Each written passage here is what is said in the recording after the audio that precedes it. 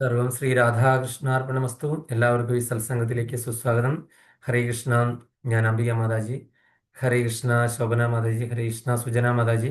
ഹരേ കൃഷ്ണ പത്മ മാതാജി. ഹരേ കൃഷ്ണ. അത്രയും പേരേ ഉള്ളൂ. ആം,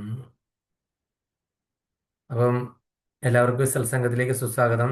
ഇന്ന് എന്താണ് കർമ്മയോഗം തുടങ്ങുന്നത്? ആർക്കും കർമ്മം ചെയ്യാൻ താല്പര്യമില്ലെന്ന് തോന്നുന്നു. ആരും കാണുന്നില്ല. ഒരാളെയും കണ്ടില്ല. ഇതിനത് ഒരാൾ തന്നെയാണ് മൂന്ന് ഇതിലിരിക്കുന്നത്. അതുകൊണ്ട് ആള് എത്ര പേരുണ്ട്? 7 പേരുണ്ടെന്ന് വിചാരിക്കേണ്ട ആവശ്യമില്ല. 4 പേരെ ഒഴിവാക്കണം. അപ്പം നിങ്ങൾ രണ്ടേ രണ്ട് പേരേ ഉള്ളൂ. പത്മ മാതാജിയും അല്ല, 3 പേരേ ഉള്ളൂ. പത്മ മാതാജി, ജ്ഞാനാംബിക മാതാജി, സുജന മാതാജി. മറ്റേത് 3 പേരും ഒരു പ്രൊഫൈലിൽ തന്നെയാണ് ഇരിക്കുന്നത്, മൂന്നായിട്ട്.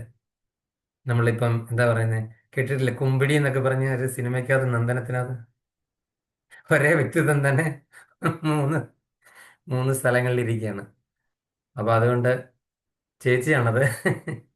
വേണുഗോപാല്, ശോഭന, ശോഭന വേണുഗോപാലത്തിൽ 3 പേരും ഒരാൾ തന്നെയാണ്. അപ്പൊ അതുകൊണ്ട് ആള് കൂടുതലാണെന്ന് വിചാരിക്കണ്ട.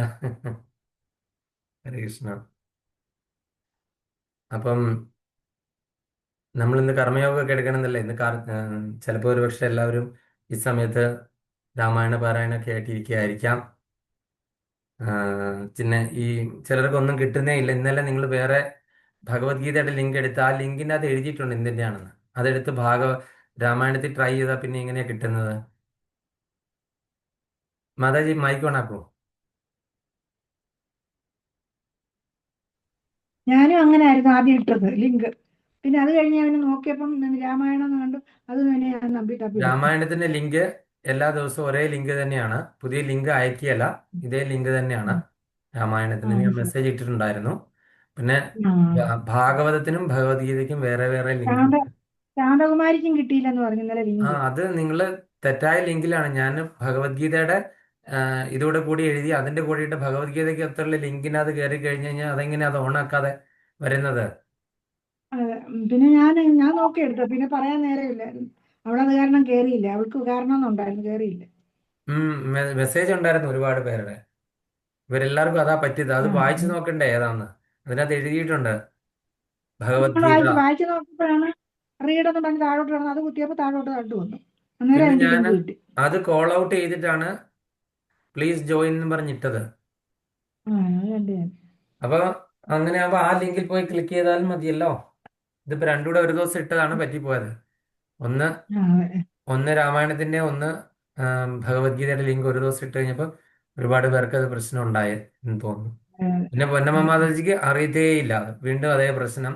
അതിനകത്ത് പാസ്വേഡ് ഉം, ചോദിച്ചു, അത് ചോദിച്ചു. മാതാജി ക്ലിക്ക് ചെയ്യുന്ന ലിങ്ക് അല്ല, അതിന് താഴെയുള്ള വേറെ കുറെ സംഭവങ്ങളിലാണ് ക്ലിക്ക് ചെയ്യുന്നത്. അപ്പോൾ പാസ്വേഡും യൂസർ ഉം, നെയിമും ഒക്കെ ചോദിച്ചു. അത് ഉം, പറഞ്ഞു കൊടുക്കാനായിട്ട് ആരും ഉം. ഇല്ലതാണ്. ഇന്നലെ ഇല്ല. ഞാൻ ഓഫീസിൽ നിന്ന് വന്ന വഴിക്ക് എന്നെ വാട്സപ്പിൽ നിന്ന് വിളിച്ചു. പിന്നെ ഞാൻ അങ്ങോട്ടേക്ക് വിളിച്ചു. ഇവിടെ വാട്സപ്പ് കോൾ കിട്ടുകയില്ലാത്തതാണ്. അങ്ങനെയൊക്കെ അതെല്ലാം പറഞ്ഞു ഉം, കൊടുത്തു. എന്നിട്ടും മാതാജിക്ക് മനസ്സിലാകുന്നില്ല. ആരെങ്കിലും സഹായിക്കേണ്ടി വരുമെന്ന് തോന്നുന്നു. ആരും അടുത്തൊന്നും ഇല്ലാന്നും പറഞ്ഞു, പിള്ളേരാരും. അപ്പൊ ഉം, പിന്നെ എന്ത് ചെയ്യും? അപ്പൊ അങ്ങനെ രാമായണം വായിക്കണം എന്നൊക്കെ ആഗ്രഹം ഒരുപാടുണ്ടായിരുന്നു, കയറണം എന്നൊക്കെ പറഞ്ഞിരിക്കുകയായിരുന്നു. അപ്പോഴാണ് വീണ്ടും ഇത് സംഭവിച്ചത്. ഓക്കെ. ഇനി കുറച്ചുകൂടെ മുന്നോട്ട് അങ്ങ് വരുമ്പോഴത്തേനും അതങ്ങ് ഫെമിലിയർ ആകും. ഒരേ ലിങ്ക് തന്നെ ആയിരിക്കും.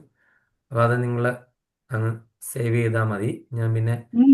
ഇന്ന് തുടങ്ങുന്നതിന് ഞങ്ങളുടെ മുൻ ഞങ്ങൾക്ക് ഇന്നൊരു ഓഫ്ലൈൻ ക്ലാസ് ഉണ്ട് എല്ലാ വെള്ളിയാഴ്ചയും. ഒരു 3:30-ക്കുണ്ട്. അപ്പൊ അതിന് പോയപ്പോ ഇന്ന് കരമനയിൽ നിന്ന് ഒരു പ്രഭു വന്നു. പിന്നെ അയ്യോ, ആ പ്രഭു പറഞ്ഞു, ഈ കരയോഗത്തിൽ നിന്ന് പിന്നെ മോളി നയിപ്പിക്കാം. ഇവിടുത്തെ സെക്രട്ടറിയുടെയും പ്രസിഡന്റിന്റെയും കൂടെ നമ്പർ കൊടുത്താൽ മതി, നമ്പറും പേരും കൊടുത്താൽ മതി. അവര് മോളിന്ന് കരയോഗം ഹെഡ് ചെയ്യുന്ന ഇങ്ങോട്ട് അയപ്പിച്ചോളാന്ന്. കരയോഗം ഇതിനകത്ത് വെച്ചിട്ട് പിന്നെ ആളുകളെ അവര് കൊണ്ടുവരണം. കരയോഗത്തിലെ പെണ്ണുങ്ങളൊക്കെ ഇതിനകത്ത് പങ്കെടുക്കണം എന്ന് പറഞ്ഞ് അവരൊരു ഓർഡർ കൊടുത്താൽ മതി. അങ്ങനെ ഇപ്പൊ തിരുവനന്തപുരത്തൊക്കെ ആയിരുന്നു. ഞങ്ങള് നമ്പർ കൊടുത്തു. ഉം, ഉം, അപ്പൊ കരയോഗത്തിൽ നിന്നുള്ളവര്, കരയോഗ സെക്രട്ടറിയും പ്രസിഡന്റും എല്ലാവരും ഇതിനകത്ത് പങ്കെടുക്കണം എന്ന് പറയുമ്പോൾ അവര് വരും. ഉം, ഉം. പിന്നെ ഇഷ്ടമുള്ളവർ വരും. എന്തായാലും കുറെ പേര് വരും. അതെ, അതെ. നല്ല കാര്യം. ഉം, അപ്പോൾ നമുക്ക് ക്ലാസ് തുടങ്ങാം. ഉം. ജയോ രാധ മാധവ കുഞ്ച വിഹാരി ഗോപിജന വല്ലഭ ഗിരിവരധാരി യശോദനന്ദന വ്രജ ജനരഞ്ജന യശോദനന്ദന വ്രജ ജനരഞ്ജന യമുന തീരവനചാരി ഹരേ കൃഷ്ണ കൃഷ്ണ കൃഷ്ണ ഹരേ ഹരേ ഹരേ രാമ രാമ രാമ ഹരേ ഹരേ. ഓം അജ്ഞാനതിമിരാന്തസ്യ ജ്ഞാനാഞ്ജന ശലാകയാ ചക്ഷുരും മീലിതം യേന തസ്മൈ ശ്രീ ഗുരവേ നമഃ. ശ്രീചൈതന്യമനോഭീഷ്ടം സ്ഥാപിതം യേന ഭൂതലേ സ്വയം രൂപകഥാമഹ്യം ദദാതി സ്വപാന്തികം വന്ദേഹം ശ്രീഗുരോ ശ്രീയുതപദകമലം ശ്രീഗുരും വൈഷ്ണവാംശ്ച ശ്രീരൂപം സാഗ്രജാതം സഗണ രഘുനാഥാനിതം തം സജീവം സാദ്വൈതം സാവധൂതം പരിജനസഹിതം കൃഷ്ണചൈതന്യദേവം ശ്രീരാധാകൃഷ്ണപാദാൻ സഗണ ലളിതാ ശ്രീവിശാഖാനുതാം ചാഖേ കൃഷ്ണാൻ കരുണാസിന്ധോ ദീനബന്ധോ ജഗത്പദേ ഗോപേശ ഗോപികാകാന്ത രാധാകാന്ത നമോസ്തുതേ ദത്തകാഞ്ചന ഗൗരാംഗീ രാധേ വൃന്ദാവനേശ്വരി വൃഷഭാനുസുതേ ദേവി പ്രണമാമി ഹരിപ്രിയേ മുഖം കരോതി വാചാലം പങ്കുല്ലങ്കായതേ ഗിരിമത്കൃപാതമം വന്ദേ ശ്രീഗുരുദീനതാരണം പരമാനന്ദമാധവ ശ്രീ ചൈതന്യീശ്വരം വഞ്ചാകൽപതരൂപശ്ച കൃപാസിന്ധുഭേവച്ച പതിതാനാം പാവനേഭ്യോ വൈഷ്ണവേഭ്യോ നമോ നമാം. ജയ ശ്രീകൃഷ്ണ ചൈതന്യ പ്രഭു നിത്യാനന്ദ ശ്രീ അദ്വൈത ഗദാധര ശ്രീവാസാദി ഗൗരഭക്തവൃന്ദ ഹരേ കൃഷ്ണ കൃഷ്ണ കൃഷ്ണ ഹരേ ഹരേ ഹരേ രാമ രാമ രാമ ഹരേ ഹരേ. ഹരേ കൃഷ്ണ കൃഷ്ണ കൃഷ്ണ ഹരേ ഹരേ ഹരേ രാമ രാമ രാമ ഹരേ ഹരേ. സർവത്ര ഗോവിന്ദ നാമ സങ്കീർത്തനം ഗോവിന്ദ ഗോവിന്ദ. ഓം ശ്രീരാധാകൃഷ്ണാർപ്പണമസ്തു. സർവം ശ്രീരാധാകൃഷ്ണാർപ്പണമസ്തു. ഹരി ഓം. ഓം നമോ ഭഗവതേ വാസുദേവായ. ഓം നമോ ഭഗവതേ വാസുദേവായ. ഓം നമോ ഭഗവതേ വാസുദേവായ. ഹരേ കൃഷ്ണ. എല്ലാവർക്കും ഈ സത്സംഗത്തിലേക്ക് സുസ്വാഗതം. ഹരേ കൃഷ്ണ. ഞാൻ അഭിയ മാതാജി. ഹരേ കൃഷ്ണ. ഗീതാ മാതാജി. ബാക്കി എല്ലാവരും ഞാൻ വിഷ് ചെയ്തിരുന്നു. ഒന്നുകൂടെ ഞാൻ പറഞ്ഞാണ്. അപ്പോൾ ഒന്നുകൂടെ സ്വാഗതം എല്ലാവർക്കും. ആളൊക്കെ കുറഞ്ഞു പോയി. നമ്മൾ ഭഗവത്ഗീത മുന്നോട്ട് പഠിച്ചുകൊണ്ട് പോകുമ്പോഴത്തേന് ഇതാണ് അവസ്ഥ എല്ലാവർക്കും. രണ്ടാം അധ്യായം സമ്മറിയൊക്കെ കേട്ട് കഴിഞ്ഞപ്പോൾ ഇത്രയേ ഉള്ളൂ എന്ന് മനസ്സിലാക്കിയോ? ഇത് ഇത്രയേ ഉള്ളൂ, സമ്മറി എല്ലാം കേട്ടു, ഇനി ഭഗവത്ഗീത പഠിക്കണ്ടെന്നായിരിക്കും അല്ലേ? ഭഗവത്ഗീത മൊത്തം പഠിക്കുന്നതിനകത്തുണ്ടല്ലോ, രണ്ടാമത്തെ ഉണ്ട്. പഠിച്ചാൽ മതി. ഭഗവത്ഗീതയുടെ മൊത്തം അതുകൊണ്ടായിരിക്കും. കണ്ടന്റും ഉണ്ട്. അപ്പൊ ശരീരം എന്താണെന്ന് മനസ്സിലായി, ആത്മാവ് എന്താണെന്ന് മനസ്സിലായി, പിന്നെ നമ്മൾ ഏത് തരത്തിലുള്ള കർമ്മമാണ് ചെയ്യേണ്ടതെന്ന് മനസ്സിലായി, പിന്നെ നമ്മൾ സ്ഥിതപ്രജ്ഞൻ, നമ്മൾ ഇന്ദ്രിയങ്ങളെ എങ്ങനെ നിയന്ത്രിക്കണം എന്നൊക്കെ മനസ്സിലായി. ഇനിയിപ്പം എന്താണ്, അതൊക്കെ അറിയാവുന്നതുകൊണ്ട് അതനുസരിച്ച് ജീവിക്കുക. ഇനിയിപ്പോ ക്ലാസ്സിന്റെ ആവശ്യമില്ല എന്നായിരിക്കും അല്ലേ? ഇത് രാമായണം വായിക്കുമായിരിക്കും. രാമായണം രാമായണം വായന വല്ലതും ആയിരിക്കും, അതാ കയറാത്തത്. രാമായണം വായനയൊക്കെയാണ്. എല്ലാവരും കർക്കിടക മാസം തിരക്കാണ്. നമുക്ക് സമയം കളയാതെ നമുക്ക് മൂന്നാം അധ്യായത്തിലേക്ക് പോകാം. മൂന്നാം അധ്യായം എന്താണ്? കർമ്മയോഗം. ഉം. അപ്പൊ നമ്മൾ കർമ്മയോഗത്തിലെ പ്രധാനപ്പെട്ട ശ്ലോകങ്ങളൊക്കെ അവിടെ കണ്ടു. ഒരു പ്രധാനപ്പെട്ട ശ്ലോകം ഏതായിരുന്നു? നമ്മൾ രണ്ടാം അധ്യായത്തിൽ കണ്ട കർമ്മയോഗത്തിലെ ശ്ലോകം അവിടെയാണോ വന്നത്? ശരിക്കും കർമ്മയോഗത്തിൽ വരേണ്ട ശ്ലോകമായിരുന്നു. ആർക്കാ പറയാവുന്ന? സമ്മറി പറഞ്ഞ ആൾക്കാരൊക്കെ ചിലർ ആ ശ്ലോകം പറഞ്ഞിരുന്നു. കർമ്മണ്യേവാധികാരസ്യ മാ ഫലേഷു കഥാചന മാ കർമ്മഫലഹേതുർഭുർമാദേ സങ്കോസ്ത്യ അതേ കർമ്മണി. സങ്കുസ്ത കർമ്മണി. അതായത് നമ്മൾ എന്താണ്, ഫലേച്ഛയില്ലാതെ കർമ്മം ചെയ്യണം അല്ലെ? കർമ്മത്തിന്റെ ഫലം ഒരിക്കലും ആഗ്രഹിക്കരുതെന്ന് പറഞ്ഞിട്ടില്ലേ? അപ്പൊ എന്താണ് ഈ കർമ്മം? അതായത് എന്താണ് കർമ്മം? അതായത് എന്തോ എന്നോട് ചോദിച്ചിട്ടുണ്ടല്ലോ, ധർമ്മം സ്വധർമ്മം എന്നാന്ന് ചോദിച്ചിട്ടുണ്ടല്ലേ? ധർമ്മം ആ സ്വകർമ്മം, സ്വധർമ്മം, സ്വധർമ്മമാണോ കർമ്മമാണോ? സ്വധർമ്മമില്ലേ? സ്വധർമ്മം, സ്വകർമ്മം. ഞാൻ മാതാജിക്ക് സംശയം. തിരിച്ചു ചോദിച്ചപ്പോ കൺഫ്യൂഷനായി. ഓക്കെ, സാറില്ല. ട്രാൻസ്ലേറ്റ് പറഞ്ഞാൽ മതി. ആ, സ്വകർമ്മം. ഓക്കെ. അപ്പം എന്താണ് ഈ കർമ്മം? എന്താണ് കർമ്മം എന്ന് പറഞ്ഞു കഴിഞ്ഞാൽ? നമ്മൾ മലയാളത്തിൽ പഠിച്ചിട്ടുണ്ട് കർത്താവ്, കർമ്മം, ക്രിയ, പ്രവൃത്തിയാണ്, പ്രവൃത്തി. പ്രവൃത്തി അല്ലെ? പ്രവൃത്തി ചെയ്യുന്ന പ്രവൃത്തി കർമ്മം. കർമ്മം. കർത്താവ് എന്ന് പറഞ്ഞ ആരാണ്? പ്രവൃത്തി ചെയ്യുന്നയാള്. പ്രവൃത്തി ചെയ്യുന്ന ആള്. കർമ്മം എന്ന് പറഞ്ഞാൽ പ്രവൃത്തി. ക്രിയ എന്ന് പറഞ്ഞാൽ പ്രവൃത്തി. അത് ചെയ്യുന്ന ആ പ്രവൃത്തിക്കാണ് ക്രിയ എന്ന് പറയുന്നത്. ആ എങ്ങനെ ചെയ്യുന്നു അത് ക്രിയ. അതെ. അപ്പൊ നമ്മൾ ഈ ഒരു പ്രക്രിയയെ പറ്റിയാണ് മനസ്സിലാക്കുന്നത് അല്ലെ? പ്രവൃത്തി എന്താണ്? പ്രവൃത്തി എന്താണ്? പ്രവൃത്തി. ആ പ്രവൃത്തിയെ പറ്റി നമ്മളുടെ പ്രവൃത്തിയെപ്പറ്റി എന്താണ് ഭഗവത്ഗീതയിൽ എന്താണ് ഇതിന് മാത്രം അതിൻ്റെ പ്രാധാന്യം, നമ്മളുടെ നമ്മൾ ഏത് തരത്തിലുള്ള പ്രവൃത്തി ചെയ്യണം, എന്താണ് ഏത് പ്രവൃത്തിയാണ് ഉചിതമായത്, ഏത് തരത്തിലുള്ള പ്രവൃത്തി ചെയ്യരുത്. അപ്പൊ അങ്ങനെയൊക്കെയുള്ള കാര്യങ്ങളെ പറ്റിയാണ് നമ്മൾ ഇത് പറയുന്നത്. അതായത് നമ്മൾ എങ്ങനെ നമ്മളുടെ പ്രവൃത്തിയിൽ കൂടി നമ്മൾ ഭഗവാനുമായിട്ട് അസോസിയേറ്റ് ചെയ്യും. ഇന്നലെ രാമായണത്തിൽ നമ്മൾ എങ്ങനെയാ പറഞ്ഞ്, രാമൻ നടന്ന പാതയിലൂടെ നമ്മളും സഞ്ചരിക്കുകയാണ്, രാമൻ ജീവിച്ച രീതിയിൽ നമ്മളും ജീവിക്കുകയാണ്. അങ്ങനെ നമ്മൾ മര്യാദാ പുരുഷോത്തമന്റെ പാതയിൽ കൂടെ ഈ മാസത്തിൽ സഞ്ചരിച്ചുകൊണ്ടിരിക്കുകയാണ് അല്ലേ. അപ്പൊ നമ്മൾ ശരിക്കും നമ്മൾ ഇന്നലെ കണ്ടു രാമായണത്തില് നമ്മൾ ഭഗവാനെ, മര്യാദാ പുരുഷോത്തമനായ ഭഗവാനെ നമുക്ക് പൂർണ്ണമായിട്ടും അനുകരിക്കാം. അതുപോലെ തന്നെ ലീലാ പുരുഷോത്തമനായ ഭഗവാനെ നമുക്ക് ഒരിക്കലും അനുകരിക്കാനായിട്ട് സാധ്യമല്ല. കാര്യം അത് ഭഗവാനാണ്, ലീലാ പുരുഷോത്തമന ഭഗവാൻ സാക്ഷാൽ ഭഗവാനാണ്. അദ്ദേഹം ചെയ്ത പ്രവൃത്തികൾ നമ്മൾക്ക് ആർക്കും ചെയ്യാനായിട്ട് സാധ്യമല്ല. അത് ചെയ്യാമെന്ന് വിചാരിക്കുകയും ചെയ്യരുത്. ഞാൻ ഭഗവാനാണെന്ന് ഒട്ടും വിചാരിക്കുകയും ചെയ്യരുത്. ഞാനല്ല പ്രൊപ്പറേറ്റർ, അത് ഭഗവാനാണ് അല്ലേ. അതുകൊണ്ട് ഭഗവാൻ അതുപോലെയൊക്കെ ചെയ്യാം, പക്ഷെ ഭഗവാന്റെ വാണി നമ്മൾ ഫോളോ ചെയ്യണം. അതാണ് നമ്മളിപ്പോൾ പഠിച്ചുകൊണ്ടിരിക്കുന്നത്. അപ്പൊ അടുത്തത് വേറൊരാൾ എന്താണ് ചെയ്തിരിക്കുന്നത്? ചൈതന്യ മഹാപ്രഭു നാമം നാമം നമ്മളെ നാമം പറഞ്ഞ് നമ്മളെ നാമം നമ്മളെന്താണ് വേറൊരു തലത്തിലേക്ക് എത്തിച്ചു, പ്രേമഭക്തിയിലേക്ക് എത്തിച്ചു അല്ലെ. ഭക്തി വാരിക്കോരി വെതിര്, അങ്ങനെ പ്രേമപുരുഷോത്തമൻ എന്നാണ് ചൈതന്യ ഇന്നലെ ഞാൻ പറഞ്ഞൊന്ന് മാറിപ്പോയായിരുന്നു അല്ലെ. ഔദാര്യ പുരുഷോത്തമൻ എന്നും കൃപാപുരുഷോത്തമൻ എന്നൊക്കെ നമുക്ക് പറയാമെങ്കിലും ശരിക്കുമുള്ള വാക്ക് പ്രേമപുരുഷോത്തമനാണ്. ഇന്നലെ അത് എഴുതി വെച്ചിരിക്കുന്ന ആരെങ്കിലും ഉണ്ട് ഒന്ന് കറക്റ്റ് ചെയ്തോളൂ. ഇന്നലെ രാത്രി ഞാൻ കിടന്ന വഴിക്ക് ഓർത്ത ഞാൻ എന്തോ പറഞ്ഞതിൽ തെറ്റിപ്പോയല്ലോ എന്ന് എനിക്ക് ഒരു തോന്നലുണ്ടായത്. ഇന്നലെ നോട്ട് എഴുതി വെച്ചവര് അതൊന്ന് തിരുത്തിക്കണം. അപ്പൊ 3 യുഗങ്ങളിൽ ഭഗവാന്റെ 3 അവതാരം വന്നു. അത് ഒന്ന് മര്യാദാ പുരുഷോത്തമനായിട്ട് ശ്രീരാമചന്ദ്രൻ, അതുപോലെ തന്നെ ലീലാ പുരുഷോത്തമനായിട്ട് ശ്രീകൃഷ്ണ ഭഗവാൻ, അതുപോലെ തന്നെ പ്രേമ പുരുഷോത്തമനായിട്ട് ചൈതന്യ മഹാപ്രഭു.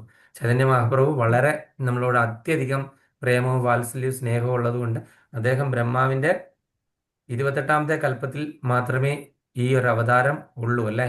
അതുകൊണ്ട് നമ്മൾ ഈ കൽപ്പത്തിൽ ജീവിച്ചിരിക്കുന്ന നമ്മൾ ഒരുപാട് ഭാഗ്യം ചെയ്യുന്നവരാണ്. നമുക്ക് ഒരു പൈസയും കൊടുക്കാതെ ഫ്രീ ആയിട്ട് നമുക്ക് കിട്ടി അല്ലേ. അതിരഹസ്യമായിട്ടുള്ളൊരു കാര്യം നമ്മളോട് പറഞ്ഞു തന്നിരിക്കുകയാണ്. വളരെ രഹസ്യങ്ങളായിട്ട് വെച്ച് പുരാണങ്ങളും ബാക്കിയുള്ള വേദങ്ങളും എല്ലാം വെച്ചുകൊണ്ടിരുന്ന കാര്യം ഇദ്ദേഹം നമ്മളെ ഓപ്പൺ ആയിട്ട് നമുക്ക് ഫ്രീ ആയിട്ട് തന്നിരിക്കുകയാണ് അല്ലേ. അപ്പൊ ആ നാമം ജപിക്കാനായിട്ടുള്ള പ്രേരണയും അതുപോലെയുള്ള കാര്യങ്ങളൊക്കെയാണ് നമ്മൾ ഈ കാണുന്ന ക്ലാസ്സുകളെല്ലാം സത്സംഗത്തിൽ കൂടെ ഒക്കെ കിട്ടുന്നത്. ആത്യന്തികമായിട്ട് നമ്മളെ ഹരിനാമം ജപിപ്പിക്കുക, ഇത് തന്നെയാണ് ഉദ്ദേശം. വേറെ ഒരു ലക്ഷ്യമില്ല. നാമം ജപിക്കുക, നമ്മൾ ഇവിടുന്ന് go back to godhead, ഇത് തന്നെയാണ്. വേറെ ഒരു ഉദ്ദേശ ലക്ഷ്യങ്ങളും ഇല്ല. അപ്പൊ അതുകൊണ്ട് നമ്മൾ ഈ കർമ്മയോഗം, അതായത് നമ്മൾ സാധാരണഗതിയിൽ നമ്മൾ പ്രവൃത്തികൾ ചെയ്യുന്നുണ്ട് അല്ലേ. നമ്മൾ ഈ പ്രവൃത്തി നമ്മളെ എങ്ങനെ യോഗം എന്ന് പറഞ്ഞതിനെ കൂട്ടിച്ചേർക്കാം. മാതാജി ചോദിച്ചായിരുന്നു അല്ലേ, യോഗയുക്തൻ എന്നൊക്കെ പറഞ്ഞില്ലേ, യുക്ത വൈരാഗി, പിന്നെ എന്താണ് അങ്ങനെയൊക്കെ. യുക്ത എന്നുള്ള വാക്കിന്റെ അർത്ഥം ചോദിച്ചില്ലേ, അത് കൂടെ അനുബന്ധിച്ച് എന്നൊക്കെയുള്ളതാണ്. എങ്ങനെ നമ്മൾ യോഗം എന്ന് പറഞ്ഞാൽ എങ്ങനെ ചേർക്കും നമ്മുടെ പ്രവൃത്തിയെ, നമ്മൾ ആരോട് ചേർക്കും, ആരോട് ചേർത്താൽ മാത്രമേ അത് യോഗമാകുള്ളൂ, ഭഗവാനോട് ചേർക്കണം അല്ലേ. അപ്പൊ നമ്മൾ ചെയ്യുന്ന പ്രവൃത്തി, ഓരോ പ്രവൃത്തികളെ എങ്ങനെ നമ്മൾ ഭഗവാനോട് ചേർക്കാനായിട്ട് സാധിക്കും, അതിനുള്ള മാർഗങ്ങളാണ് ഇതിനകത്ത് പറയുന്നത്. നമ്മൾ ചെയ്യുന്ന ഓരോ പ്രവൃത്തിയും എങ്ങനെ നമ്മൾ ഭഗവാനോട് ചേർക്കാൻ പറ്റും. അപ്പൊ പ്രവൃത്തികൾ ഒരുപാട് തരത്തിലുള്ളതുണ്ടല്ലേ, ഫലകാംക്ഷ ഉള്ളത്, ഇല്ലാത്തത്, അല്ലാത്തതെന്ന് പറഞ്ഞ് കുറെ പ്രവൃത്തികളെ പറ്റി നമുക്ക് ഇതിനകത്ത് പഠിക്കുന്നുണ്ട്. അപ്പൊ അതിൽ ഏതൊക്കെ തരത്തിലുള്ള പ്രവൃത്തികളെ നമുക്ക് ഭഗവാനുമായിട്ട് ബന്ധിച്ചിട്ട് ചെയ്യാൻ പറ്റും, ഭഗവാനോട് ചേർക്കാണ്ട് പറ്റും, അല്ലെങ്കിൽ ഭഗവാൻ ഇഷ്ടപ്പെട്ട പ്രവൃത്തികളെ, അത് ഭഗവാൻ ഇഷ്ടപ്പെടാത്തത് എന്തൊക്കെ, അപ്പം അനുവദനീയമായതും അനുവദനീയമല്ലാത്തതും ഒക്കെ ആയിട്ടുള്ള പ്രവൃത്തികളെ പറ്റി പഠിക്കാം. ആത്യന്തികമായിട്ട് നമ്മൾ ഇതിൻ്റെ ഒരു സമ്മറി എന്നാന്ന് വെച്ച് കഴിഞ്ഞാൽ എന്താണ്, നമ്മളെല്ലാവരും ഒരു BMW കാറ് മേടിക്കുക. എന്താണ് BMW? Mataji, body mind work body mind വർക്കും ആകാം, ബോഡി മൈൻഡ് വേർഡ്സും ആകാം, വാക്കുകളും അല്ലെ. മനസ്സ്, ബുദ്ധി, എന്താണ്, ശരീരം, മനസ്സ്, ബുദ്ധി, അല്ലെങ്കിൽ നമ്മുടെ പ്രവൃത്തി നമ്മൾ ഭഗവാനിലേക്ക് ചേർക്കുക. ഈ പ്രോസസ്സാണ് നമ്മൾ ഇതിനകത്തൂടെ കാണുന്നത്. നമ്മുടെ മനസ്സാ വാച കർമ്മണ എന്ന് പറയല്ലേ, എന്ന് പറഞ്ഞ പോലെ മനസ്സ്, വാക്ക്, പ്രവൃത്തി. ഇവിടെ BMW എന്താണ്, ബോഡി മൈൻഡ്, വർക്ക്, അല്ലെങ്കിൽ നമ്മൾ വേർഡ്സ് എന്ന് പറയും. നമ്മളുടെ ആ വേർഡ്സ് നമ്മൾ നാമമായിട്ട് നമുക്ക് ആ, താരതമ്യപ്പെടുത്താം. ആചാര്യന്മാർ രണ്ട് തരത്തിലാണ് പറയുന്നത്. നമ്മൾ ഇവിടെ പറയുമ്പോൾ അത് ഡബ്ല്യു ആണ്. പ്രവൃത്തി, എങ്ങനെ ശരീരവും മനസ്സും നമ്മളുടെ പ്രവൃത്തിയും, ഇത് മൂന്നും ആ, ഒരു ഒരു ഒരു തലത്തിൽ തന്നെ ആണെങ്കിലും മൂന്നും മൂന്ന് വ്യത്യസ്തങ്ങളാണ് അല്ലേ. ശരീരം എന്ന് പറഞ്ഞു കഴിഞ്ഞാൽ പൂർണ്ണമായിട്ടും ഭൗതികമാണ്. മനസ്സെന്ന് പറഞ്ഞു കഴിഞ്ഞാൽ അങ്ങോട്ടും ഇങ്ങോട്ടും ചാഞ്ഞ് ആത്മീയതയിലേക്ക് പോകാം, ഒരുപക്ഷെ ഭൗതികതയിലേക്ക് പോകാം. അങ്ങനെയൊക്കെയുള്ള ഒരു രീതിയിൽ മനസ്സ് ചാഞ്ചാടി നിൽക്കുകയാണ് അല്ലേ. പിന്നെ അടുത്തത് തന്നെ പ്രവൃത്തി. പ്രവൃത്തിയും എന്താണ്, നമ്മൾ സാധാരണഗതിയിൽ നമ്മൾ എല്ലാ ചെയ്യുന്ന പ്രവൃത്തിയും എന്താണ്, ഭൗതികമാണ്. നമുക്ക് വേണ്ടിയിട്ട് മാത്രം ചെയ്യുന്ന പ്രവൃത്തികൾ. പക്ഷെ അത് നമ്മൾ ആ ആ പ്രവൃത്തി എങ്ങനെ ആത്മീയമാക്കി മാറ്റാം എന്ന് പറഞ്ഞാൽ ഭക്തിയുത സേവനം ചെയ്യുക. അതാണ്, അങ്ങനെയാണ് നമ്മൾ ഈ പ്രവൃത്തിയെ ആത്മീയമാക്കി മാറ്റുന്നത്. അപ്പോൾ അത് ഭഗവാനിലേക്ക് സമർപ്പിക്കാനായിട്ട് സാധിക്കും. അപ്പം നമ്മളുടെ ശരീരം, മനസ്സ്, പ്രവൃത്തി, ഈ മൂന്നിനെയും നമ്മൾ എങ്ങനെ ഭഗവാനുമായിട്ട് ചേർക്കാനായിട്ട് സാധിക്കും, ഇതാണ് നമ്മൾ ഇവിടെ പഠിക്കാനായിട്ട് പോകുന്നത്. അത് എന്തൊക്കെയാണ്, ഭഗവാൻ അതിൽ എന്ത് പറയുന്നു എന്നാണല്ലോ, അല്ലെ ഞാൻ പറയുന്നതല്ല. അതിൻ്റെ അകത്ത് കാര്യങ്ങൾ ഭഗവാൻ എന്ത് പറയുന്നു, നമ്മൾ എന്ത് ആചരിക്കുന്നു, ഇതാണ് ഇതിനകത്ത് ഇമ്പോർട്ടൻ്റ് ആയിട്ടുള്ള പോയിന്റ്. ഓക്കെ. അപ്പോൾ നമുക്ക് നമ്മളുടെ ആചാര്യനായ ശ്രീല പ്രഭുപാദര് നമുക്കത് വ്യക്തമായിട്ട് പറഞ്ഞു തന്നിട്ടുണ്ട്, എന്താണ് ഭഗവാൻ ഉദ്ദേശിച്ചിരിക്കുന്നത്. അപ്പോൾ അത് അദ്ദേഹം വ്യക്തമായിട്ട് പറഞ്ഞിട്ടുണ്ട്. നമ്മൾ അത് ഫോളോ ചെയ്യുവാണെന്നുണ്ടെങ്കിൽ നമ്മളുടെ കാര്യം രക്ഷപ്പെട്ടു. ഹരേ കൃഷ്ണ മല്ലിക മാതാജി. ഹരേ അപ്പൊ അങ്ങനെ അധ്യായം 3 കർമ്മയോഗം. അർജുന ഉവാച ജായസി ചേത് കർമ്മണസ്തേ മതാ ബുദ്ധിർജനാർദ്ദന തത് കിം കർമ്മണി ഘോരേ മാം നിയോജയസി കേശവാം. അർജുന ഉവാച ജായസി ചേത് കർമ്മണസ്തേ മതാ ബുദ്ധിർജനാർദ്ദന തത് കിം കർമ്മണി ഘോരേ മാം നിയോജയസി കേശവാം. ഹരേ കൃഷ്ണ. ഗീതാ മാതാജി. ഹരേ കൃഷ്ണ. അർജുന ഉവാച ജ്യായസി ചേത് കർമ്മണസ്തേ മതാ ബുദ്ധിർജനാർദ്ദന തത് കിം കർമ്മണി ഘോരേ മാം നിയോജയസി കേശവ. ഹരേ ഹരേ കൃഷ്ണ. കൃഷ്ണ. മല്ലിക മാതാജി മൈക്ക് ഓൺ ആക്കിയിട്ട്.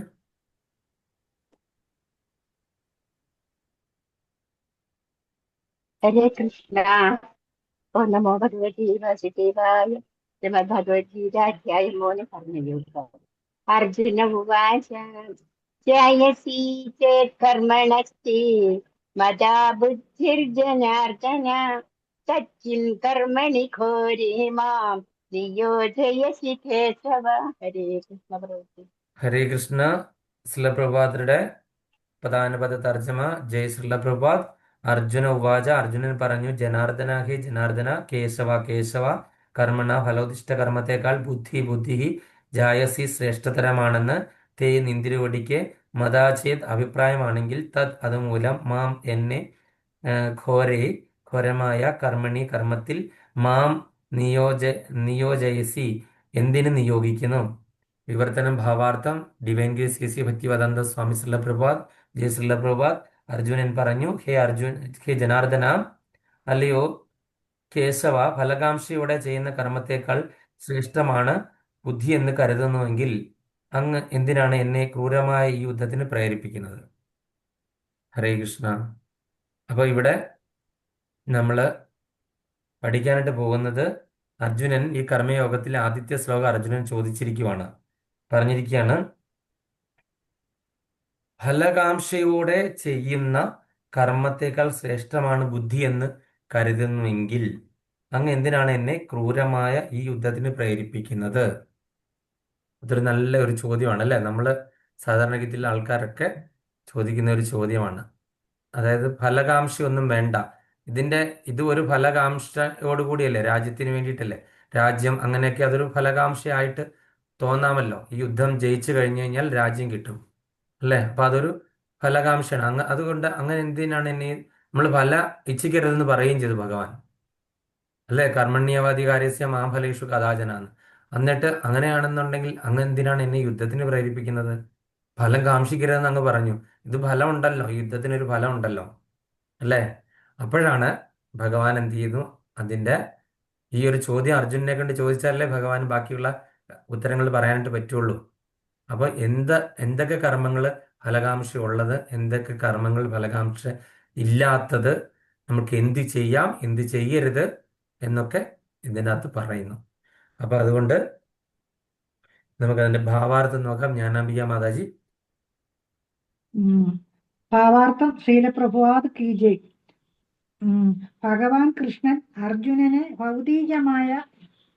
ഭൗതികമായ ദുഃഖക്കടലിൽ നിന്ന് മോചിപ്പിക്കാൻ ഉദ്ദേശിച്ചുകൊണ്ട് കഴിഞ്ഞ അധ്യായത്തിൽ ആത്മാവിന്റെ സ്വഭാവത്തെ വിസ്തരിച്ച് പ്രതിപാദിക്കുകയും സാക്ഷാത്കാരത്തിന്റെ മാർഗമെന്ന നിലയിൽ ബുദ്ധിയോഗത്തെ അഥവാ കൃഷ്ണാവബോധത്തെ ഉപദേശിക്കുകയും ചെയ്തു. ഈ കൃഷ്ണാവബോധം ചിലപ്പോൾ നിഷ്ക്രിയത്വമെന്ന് തെറ്റിദ്ധരിക്കപ്പെട്ടേക്കാം. അങ്ങനെ തെറ്റിദ്ധരിച്ചവർ ഒറ്റയ്ക്കൊരിടത്ത് ഒതുങ്ങിക്കൂടി ഭഗവാൻ കൃഷ്ണന്റെ തിരുനാമ ഉച്ചാരണം കൊണ്ട് കൃഷ്ണാവബോധത്തിൽ പൂർണ്ണത വരുത്തുവാൻ തുനിഞ്ഞേക്കാം. എന്നാൽ ഈ തത്വശാസ്ത്രത്തിൽ തികച്ചും പരിശീലനം നേടുന്നതിന് മുമ്പ് വിജനസ്ഥലത്തിരുന്ന് കൃഷ്ണന്റെ തിരുനാമം ഉച്ചരിക്കുന്നത് യുക്തമല്ല. അജ്ഞരായ സാമാന്യ ജനങ്ങളുടെ വില കുറഞ്ഞ ആദരവ് ആർജിക്കാനേ അതുകൊണ്ട് സാധിക്കുകയുള്ളൂ.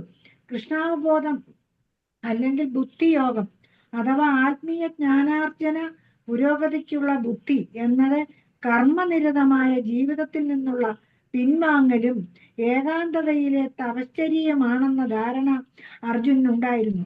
മറ്റൊരു വിധത്തിൽ പറഞ്ഞാൽ കൃഷ്ണാവബോധത്തെ ഒഴികഴിവാക്കി യുദ്ധത്തിൽ നിന്ന് അദ്ദേഹത്തിന് സൂത്രത്തിൽ പിന്മാറണമെന്നുണ്ടായിരുന്നു. എങ്കിലും ആത്മാർത്ഥതയുള്ള ഒരു ശിഷ്യനെന്ന നിലയ്ക്ക് അദ്ദേഹം ഈ പ്രശ്നത്തെ തന്റെ ഗുരുവിന്റെ മുൻപാകെ അവതരിപ്പിക്കുകയും ഏറ്റവും നല്ല പ്രവൃത്തി എന്തെന്നാരായുകയും ചെയ്തു. ശ്രീ ഭഗവാനാകട്ടെ മറുപടിയായി കർമ്മയോഗത്തെ അല്ലെങ്കിൽ കൃഷ്ണാവബോധത്തെ പറ്റി ഈ 3-ാം അധ്യായത്തിൽ വിശദമായി പ്രതിപാദിക്കുകയാണ് ചെയ്യുന്നത്. ഹരേ കൃഷ്ണ. ഹരേ കൃഷ്ണ. അപ്പൊ കൃഷ്ണാവബോധം എന്ന് പറഞ്ഞാൽ ഇവിടെ എന്താണ്, ബുദ്ധിയോഗമായിട്ട് പറയുന്നുണ്ട് അല്ലേ? ബുദ്ധിയുള്ളവർ മാത്രമേ ഈ പ്രസ്ഥാനത്തിൽ വരികയുള്ളൂ. അപ്പൊ ഈ പ്രസ്ഥാനത്തിൽ വരാത്തവരൊക്കെ തന്നെ ബുദ്ധിയില്ലാത്തവരാണെന്ന് അങ്ങനെ വിചാരിക്കരുത്. പക്ഷെ അവരുടെ ബുദ്ധി അവര് പ്രാക്ടിക്കലായിട്ട് വിനിയോഗിക്കുന്നില്ല. കാരണം നമ്മൾ പല ശ്ലോകങ്ങളിലും പറഞ്ഞിട്ടുണ്ടല്ലേ, ബുദ്ധിയും ഭാഗ്യവും ഉള്ളവരാണ് ഈ പ്രസ്ഥാനത്തിൽ വന്നിരിക്കുന്നത് അല്ലെ. ഈ ഉദ്യമത്തിൽ ലാഭമോ നഷ്ടമോ ഒന്നും തന്നെ ഇല്ല. അത് ഉണ്ടായെങ്കിൽ അത് ലാഭം മാത്രമേ ഉള്ളൂ എന്ന് നമ്മൾ നേഹാഭിക്രമനാശോസ്തി എന്ന് പറഞ്ഞ ആ ശ്ലോകം അല്ലേ. സ്വല്പം അല്പസ്യ ധർമ്മസ്യ ത്രായതു മഹതോ ഭയൻ എന്ന് പറഞ്ഞുള്ള ശ്ലോകത്തിൽ നമ്മൾ കണ്ടു. പിന്നെ നമ്മൾ ഭാഗവതത്തിലെ ഒരു ശ്ലോകത്തിൽ കണ്ടു. മാതാജി ഞാൻ കഴിഞ്ഞ പ്രാവശ്യം ക്വസ്റ്റ്യൻസ് ഒന്നുകൂടെ കൂടി 25 ക്വസ്റ്റ്യൻ ആക്കി തന്നു. മാതാജി കണ്ടായിരുന്നോ? ഇന്നലെയാണോ മിനിങ്ങാന്നാണോ? ഇന്നലെ ഞാൻ അംബിക മാതാജിക്ക് 25 ചോദ്യം ഇട്ട് തന്നിട്ടുണ്ട്. നേരത്തെ ഒരു 10-16 അതിന്റെ കൂടെ കുറച്ച് ക്വസ്റ്റ്യൻ കൂടെ ആഡ് ചെയ്തിട്ട് തന്നിട്ടുണ്ട്. മാതാജി ശ്രദ്ധിച്ചായിരുന്നോ? അത് കണ്ടില്ല. രണ്ടാമതിട്ടത് കണ്ടില്ല. രണ്ടാമതിട്ട് ആദ്യം ഇട്ടതിന്റെ കൂടെ ഒരു 5-6 ക്വസ്റ്റ്യൻ കൂടെ ഉണ്ട്. ഞാനത് പിന്നീട് ഓർത്തത്. ഞാൻ ഓഫീസ് തിരക്കിന് ഇടയിലായതുകൊണ്ട് ഞാൻ അതിന്റെ കൂട്ടത്തിൽ എഴുതിക്കോളാം. ആ അപ്പൊ അതിന്റെ കൂടെ ഉത്തരം എഴുതിയിട്ട് ഒരു ദിവസം എന്റെ അടുക്ക വന്ന് ഇതെല്ലാം പറഞ്ഞു കേൾപ്പിക്കാം. ആയിക്കോട്ടെ. ഓക്കെ. 6 മാസത്തിനകത്തെന്നാ പറഞ്ഞത്. അറിയില്ല, 6 മാസം എന്ന് പറഞ്ഞാൽ ഇതേ ഇങ്ങനെ ഞൊടിയിടയ്ക്കുള്ളിൽ പോകും.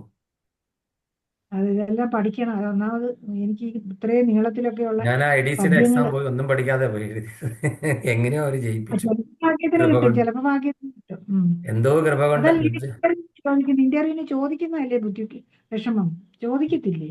ഇന്റർവ്യൂവിന് ചോദിച്ചു കഴിഞ്ഞപ്പോഴത്തെ ഞാൻ ഈ മലയാളത്തില് എല്ലാം പഠിച്ചിരുന്നു. പക്ഷെ എന്നോട് ചോദിച്ച ആൾക്കാർ ഇന്റർവ്യൂ വന്നവരൊക്കെ ഇംഗ്ലീഷിലാണ് ചോദിച്ചത്. ഞാൻ പെട്ടുപോയില്ല. ചില വാക്കുകളുടെ ഒക്കെ നമ്മൾ ഈ സാധാരണ രീതിയിൽ ഇംഗ്ലീഷ് സംസാരിക്കുക, ഓഫീസിലൊക്കെ സംസാരിക്കുന്നതാണ്, ഇംഗ്ലീഷാണ് സംസാരിക്കുന്നത്. ഇംഗ്ലീഷ് വാചകമൊക്കെ അറിയാം. അല്ലെന്നേ, ഓഫീസിലൊക്കെ നമ്മൾ ഇംഗ്ലീഷിലാണ് സംസാരിക്കുന്നത്. 10 നാമാവരാധം ഇംഗ്ലീഷിൽ പറയാൻ പറഞ്ഞ എങ്ങനെ പറയാം മാതാജി? പറ്റത്തില്ല. പെട്ടെന്ന് ആലോചിച്ചൊക്കെ പറയാൻ പറ്റത്തില്ല. നമ്മൾ ഇതിനെ കൺവേർട്ട് ചെയ്യണ്ടേ മലയാളത്തിൽ പറയുന്ന അനുസരിച്ചിട്ട്. ഇംഗ്ലീഷിൽ അത് നേരെ തിരിച്ചായിരിക്കും വരുന്നത്. ആദ്യം പറയേണ്ട അവസാനം, അവസാനം പറയേണ്ട ആദ്യമായിട്ടാണ് ഇംഗ്ലീഷിൽ പറയുന്നത്. അപ്പൊ ഓ അതൊക്കെ നമ്മൾ വലിയ ഇംഗ്ലീഷിലെ തന്നെ പഠിച്ചിരിക്കുവാണെന്നുണ്ടെങ്കിൽ ഞാൻ ആ പറഞ്ഞ എനിക്കൊരു ഇംഗ്ലീഷ് ഒരാളെ തന്നെ ഇതിന് വേണമെന്നൊക്കെ ഞാൻ എൻ്റെ ലീഡേഴ്സിനോട് പറഞ്ഞാണ്. ഇംഗ്ലീഷ് അല്ല, മലയാളത്തിന്റെ ആളെ തന്നെ ഉള്ള ഇന്റർവ്യൂവിന് മലയാളം വിടാവുള്ളെന്ന്. പക്ഷെ അവര് എന്താണ് വിട്ടത് ഇംഗ്ലീഷിന്റെ ആൾക്കാരെ. ഇംഗ്ലീഷിന്റെ ആൾക്കാരെ വിട്ടപ്പോൾ ഞാനിത് കുറച്ചൊക്കെ നോക്കിയെങ്കിലും നോക്കിയതൊക്കെ തന്നെ മലയാളത്തിലാണ് ഞാൻ പഠിച്ചിരിക്കുന്നത്. അല്ലെങ്കിൽ ഞാൻ നിങ്ങളോടൊക്കെ മിക്കവാറും ക്ലാസ് എല്ലാം ഞാൻ മലയാളത്തിൽ, ഇംഗ്ലീഷിലുള്ള ക്ലാസ് ഒന്നും ഞാൻ എടുക്കുന്നുമില്ലല്ലോ. അപ്പൊ അതുകൊണ്ട് എനിക്ക് അതെ മലയാളത്തിൽ അതിന്റെ ഉത്തരം അറിയാം, പക്ഷെ ഇംഗ്ലീഷിൽ അറിയില്ല. അപ്പൊ അങ്ങനെ കുറച്ച് ഞാൻ കുടുങ്ങിപ്പോയി. പിന്നെ അങ്ങനെ ആ ആൾട്ടറിൽ ഇരിക്കുന്ന ഓർഡർ ഒക്കെ ചോദിച്ചു, അതൊക്കെ ഞാൻ എന്തൊക്കെയോ പറഞ്ഞു. പിന്നെ ഗുരുപരമ്പരയൊക്കെ പറഞ്ഞു, അതെല്ലാം ചോദിച്ചു. ഉം, ഇങ്ങനത്തെ കാര്യങ്ങൾ അതൊക്കെ ഞാൻ ആഡ് ചെയ്തിട്ടുണ്ട്. ഉം. ഗുരുപരമ്പര ആ ഇപ്പം ഗുരുപരമ്പര പുതിയതായിട്ട് ഞാൻ മാതാജി ആണോ കിട്ടുന്നതിൻ്റെ അത് ഗുരുപരമ്പര ആഡ് ചെയ്തിട്ടുണ്ട്. അപ്പൊ അത് നോക്കുക. ഉം, അപ്പൊ ഉം. ഞാൻ പറഞ്ഞു വന്നത് എന്താണ്, ബുദ്ധി ഉണ്ടെങ്കിൽ മാത്രമേ നമ്മൾ ഈ പ്രസ്ഥാനത്തിൽ വരുള്ളൂ എന്ന് കണ്ടല്ലേ. കൃഷ്ണാവതാരത്തിൽ വരാൻ നമ്മളപ്പോ ആ ഒരു പറ്റും മാതാജിക്ക് ഞാൻ പുതിയതായിട്ടിട്ട ഒരു ചോദ്യത്തില് ഒരു ശ്ലോകം ഞാൻ പറഞ്ഞിട്ടുണ്ട്. ചൈതന്യ മഹാപ്രഭുവിന്റെ അവതാരത്തെ പറ്റി സൂചിപ്പിക്കുന്ന ഭാഗവതത്തിൽ പറയുന്ന ശ്ലോകം ഏതാണെന്ന് ആ ഒരു ചോദ്യം ആഡ് ചെയ്തിട്ടുണ്ട്. ആ ഉം. ശ്ലോകം ഏതാണ്, ആർക്ക് പറയാം? കൃഷ്ണാപാങ്ക അതാണോ ഞാനൊരു 10,000 തവണ പറഞ്ഞിട്ടുള്ള ആണ്. മാതാജി അവിടെ മിണ്ടായിരിക്കുക, ഞാൻ വേറെ ആരോടെങ്കിലും ചോദിക്കും. ഗീതാ മാതാജി. ഈ കാണാതറിയത്തില്ല. സാങ്കോപാംഗം ആ അതന്നെ, മാതാജി അതാണ് അറിയാം. ഞാനും കാണാൻ. രതിദേവി മാതാജി ഓർമ്മയുണ്ടോ തുടക്കം? ഈ ഒരു വരിയെ എനിക്കറിയാവൂ, ബാക്കി മറന്നുപോകും. സതി മാതാജി. സാങ്കോപാംഗം അത്രേ ഓർമ്മയുണ്ട്, ബാക്കി എനിക്ക് കൃഷ്ണ പറയാം. സാങ്കോപാംഗം കൃഷ്ണവർണ്ണം. ആ ഹരി ബോൾ, ഹരി ബോൾ, ഹരി കൃഷ്ണ. സന്തോഷായി, ഇത്രയും മതി. കൃഷ്ണവർണം തുഷാ ആകൃഷ്ണം സാങ്കോപാംഗാസ്ത പാർഷദം യജ്ഞി സങ്കീർത്തന പ്രായേ യജന്തസി സുമേധസ. ഇതങ്ങ് ആ കാണാതെ ഇപ്പൊ പിടിച്ചോണം. കൃഷ്ണവർണം തുഷ ആകൃഷ്ണം, കാണാതെ അതായത് കാണാതെ സാക്ഷാൽ കൃഷ്ണ. പഠിച്ചൊക്കെയാ മറന്നു സാക്ഷാൽ പോകുന്നുണ്ട്. മെമ്മറി ഇല്ലല്ലേ? എനിക്കും തീരെ ഇല്ല. ഒന്നും പറയണ്ട. അവരുടെ ഇന്റർവ്യൂവിന്റെ ആ സമയത്ത് ഇരിക്കുമ്പോ അവിടെ വരുമ്പോൾ ഇതെല്ലാം അങ്ങ് പോകും. പ്രഭു, ഒരിക്കലും നമുക്ക് ക്വസ്റ്റ്യൻ ആൻസറിൽ ഇത് ചോദിച്ചിട്ടുണ്ടായിരുന്നു. കുറെ ക്വസ്റ്റ്യൻ ക്വസ്റ്റ്യൻ ആൻസർ ഓർമ്മയുണ്ട്. പ്രഭു കുറെ ക്വസ്റ്റ്യൻസ് തന്നിട്ട് അത് ആൻസർ ഒക്കെ എഴുതിയിട്ട് പിന്നെ അതിനെ പറ്റിയിട്ട് ക്ലാസ്സിൽ ചോദിച്ചിട്ടുണ്ടായിരുന്നല്ലോ. ഈ ക്വസ്റ്റ്യൻ ഉണ്ടായിരുന്നു അതില്. ആ ഞാൻ ഇതൊക്കെ ഇട്ടിട്ടുണ്ടായിരുന്നു. കുറെ ക്വസ്റ്റ്യൻ ആൻസർ ഞാനെന്നാ ഷെൽട്ടറിന്റെ എക്സാമിന് വേണ്ടി പ്രിപ്പയർ ചെയ്യുന്ന സമയത്ത് 2 തവണ ഉണ്ടായിരുന്നു. എക്സാമിനേഷനും ഉണ്ടായിരുന്നു, 2 ഇന്റർവ്യൂ ഉണ്ടായിരുന്നു. അപ്പൊ ആ സമയത്ത് ഞാൻ ഇങ്ങനെ കുറെ ക്വസ്റ്റ്യൻ ഇട്ടിട്ടുണ്ടെന്ന് അതിന്റെ ഉത്തരം നിങ്ങൾ നോക്കി ഓപ്പൺ ബുക്ക് എക്സാമിനേഷൻ ആണെന്ന് പറഞ്ഞ് നിങ്ങളോടൊക്കെ പഠിച്ചുകൊണ്ട് വരാൻ പറഞ്ഞിരുന്നു. ചിലരൊക്കെ അതിന്റെ ഉത്തരം അതെ എനിക്ക് അതെ, എഴുതി അയച്ചിട്ടുണ്ടായിരുന്നു. ഇപ്പൊ ഞാൻ ഓർക്കുന്നു. ഞാനല്ല പ്രഭു, ഞാൻ എഴുതി അയച്ചിട്ടുണ്ടായിരുന്നു പ്രഭുവിനൊക്കെ. ഞാൻ അബിയ ഞാൻ മാതാജി, എഴുതി ഞാൻ രാധിക എഴുതിയിട്ടില്ല മാതാജി മാത്രമാണ് അയച്ചിരുന്നതെന്ന് തോന്നുന്നു. ഞാൻ അയച്ചില്ലേ ഞാൻ അയച്ചിരുന്നു നിങ്ങൾ രണ്ടുപേരും അയച്ചിട്ടുള്ളൂ. ഞാൻ അയച്ചിരുന്നു അപ്പൊ അതിന്റെ അകത്ത് അന്നത്തെയാണ് ഞാൻ അയച്ചായിരുന്നല്ലോ. മാതാജി അയച്ചു. ശരിയാ, ഞാൻ രതിദേവി. അയച്ചു. രതിദേവി മാതാജി അയച്ചിരുന്നു, ശരിയാണ്. അപ്പൊ അങ്ങനെ കൃഷ്ണവർണം തുഷാകൃഷ്ണൻ, കൃഷ്ണന്റെ വർണ്ണത്തിൽപ്പെട്ട ആളാണ് അല്ലെ. എന്ന് പറഞ്ഞാൽ എന്താണ്, സാക്ഷാൽ കൃഷ്ണൻ തന്നെയാണ്. കൃഷ്ണവർണം, വർണ്ണം എന്ന് പറഞ്ഞു കഴിഞ്ഞാൽ കാസ്റ്റ് അല്ലെങ്കിൽ ജാതിയിൽപ്പെട്ട എന്ന് പറഞ്ഞാൽ ഇവിടെ അതിന്റെ അർത്ഥം എന്ന് പറഞ്ഞാൽ സാക്ഷാൽ ഭഗവാൻ തന്നെ അല്ലേ. തുഷ ആകൃഷ്ണം, പക്ഷെ കണ്ടു കഴിഞ്ഞാൽ എന്താണ്, ആകൃഷ്ണമായിട്ടാണ് ഇരിക്കുന്നത്. ഭഗവാൻ എന്ത് കളറിലാണ് ഇരിക്കുന്നത്? കൃഷ്ണവർണ്ണം ഏതാണ്? ശ്യാമവർണ്ണം കറുത്ത മേഘവർണ്ണം. കറുത്ത നിറമല്ലാത്തത് സ്വർണ്ണവർണ്ണം. ആ മേഘ കൃഷ്ണൻ എന്ന് പറഞ്ഞു കഴിഞ്ഞാൽ ഇതല്ലേ മേഘവർണ്ണം. സ്വർണ്ണവർണ്ണം.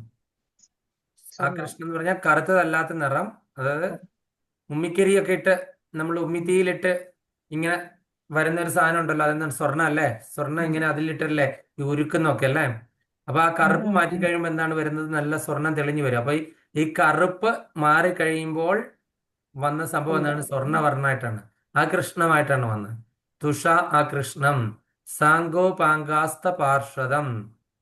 എന്താണ് അദ്ദേഹം, എന്താണ് ഒരുമിച്ചിട്ടല്ല വന്നത്, ഒറ്റയ്ക്കല്ല വന്നത്, പാർഷദന്മാരുമായിട്ടാണ് വന്നത്. ആ പാർഷദന്മാർ, മെയിൻ ആയിട്ടുള്ള പാർഷദന്മാർ ആരൊക്കെയാണ് ഞാൻ ചോദിക്കുന്നത്? മല്ലിക മാതാജി മൈക്ക് ഓണാക്കിയിട്ട് പറയുക. മൈക്ക് ഓണാക്കൂ മാതാജി.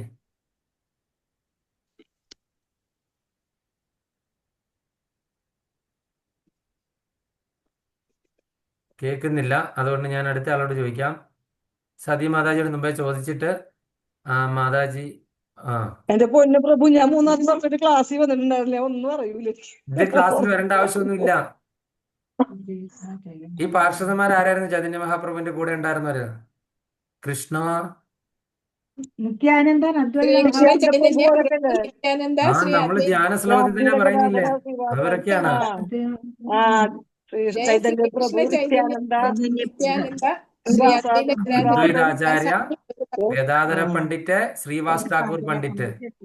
അപ്പൊ ആ, ഇങ്ങനെ അതറിയാം. അദ്ദേഹം എന്താണ് സാങ്കോ പാങ്കാസ്ത പാർഷദം, അങ്ങനെ പാർഷദന്മാരോടൊപ്പമാണ് അദ്ദേഹം അവതരിച്ചത്. പിന്നെ യജ്ഞീയ സങ്കീർത്തനം. അതെന്താണെന്ന് ചോദിക്കുന്നതാ അല്ലേ പ്രഭു?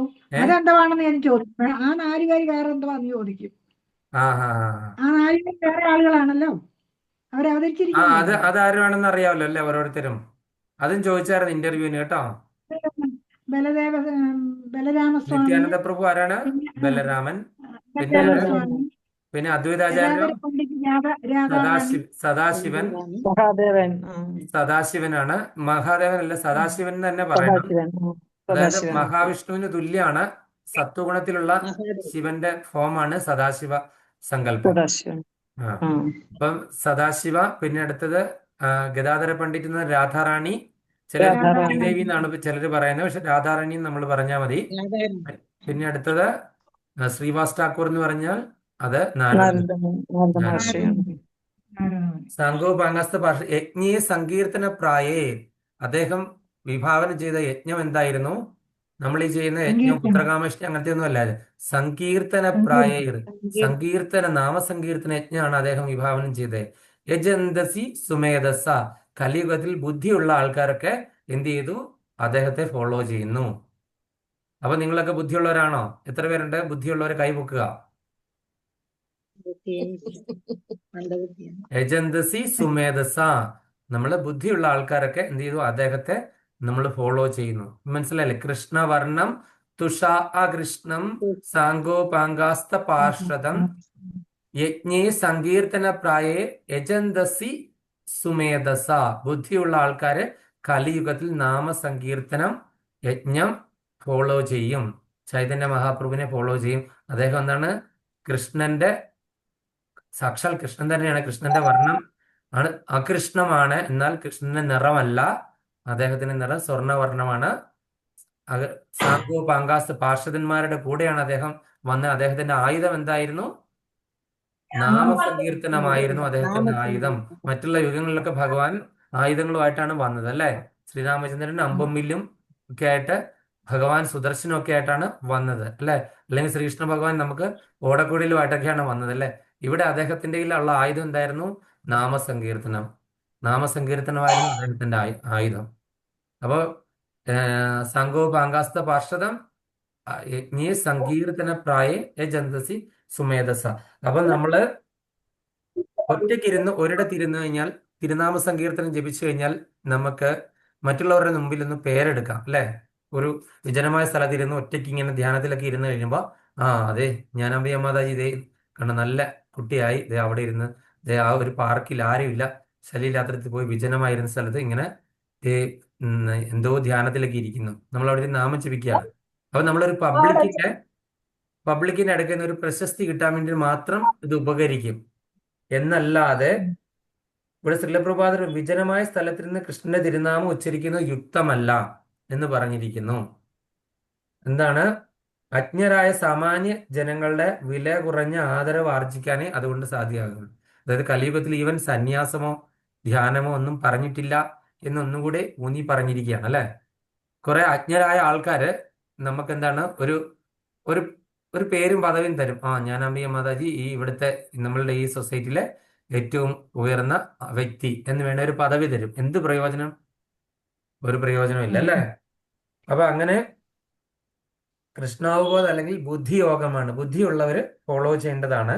അപ്പൊ അങ്ങനെ ആയപ്പോഴത്തേന് ഈ ബുദ്ധി ഉപയോഗിച്ചിട്ട് ഭഗവാനോട് ഒരു ചോദ്യം ചോദിച്ചിരിക്കുകയാണ് അല്ലെ? ഭഗവാൻ ഫലകാംക്ഷയുള്ള കാര്യങ്ങളൊന്നും ചെയ്യരുത് എന്ന് അർജുനനോട് പറഞ്ഞു. എന്നാൽ അർജുനൻ എന്ത് ചെയ്തു? ആ ബുദ്ധി ഉപയോഗിച്ചിട്ട് ഭഗവാനായിട്ട് തിരിച്ചൊരു പണി കൊടുത്തു. അങ്ങനെയാണെന്നുണ്ടെങ്കിൽ ഈ യുദ്ധം ചെയ്യുന്നതും ഫലകാംക്ഷ, നീ യുദ്ധം ചെയ്യാനായിട്ട് എന്നെ പ്രേരിപ്പിക്കുന്നു അല്ലേ? അപ്പോൾ അങ്ങനെയാണെന്നുണ്ടെങ്കിൽ ഇതിനും ഒരു ഫലം ആഗ്രഹിച്ചിട്ടല്ലേ ചെയ്യുന്നത്. അപ്പം ഇനി ഭഗവാന് അപ്പൊ ഒരു ചോദ്യോടെ ചോദിക്കുന്നുണ്ട്. അത് കഴിഞ്ഞിട്ട് ഭഗവാൻ അതിന്റെ ഉത്തരം എല്ലാം പറഞ്ഞു തരും നമുക്ക്. അപ്പം അടുത്ത ശ്ലോകത്തിലേക്ക് നമ്മൾ പോവുകയാണ്. വ്യാമിശ്രേണേവ വാക്യേന ബുദ്ധിം മോഹയസീവ മേ തദേകം വദ നിശ്ചിത്യ യേന ശ്രേയോഹമാപ്നുയാം. വ്യാമിശ്രേണേവ വാക്യേന ബുദ്ധിം മോഹയസീവ മേ തദേകം വദ നിശ്ചിത്യ യേന ശ്രേയോഹമാപ്നുയാം. ഹരേ കൃഷ്ണ. രാധിക മാതാജി. ഹരേ കൃഷ്ണ. ഓം നമോ ഭഗവതേ വാസുദേവായ. അധ്യായം 3 ശ്ലോകം 2.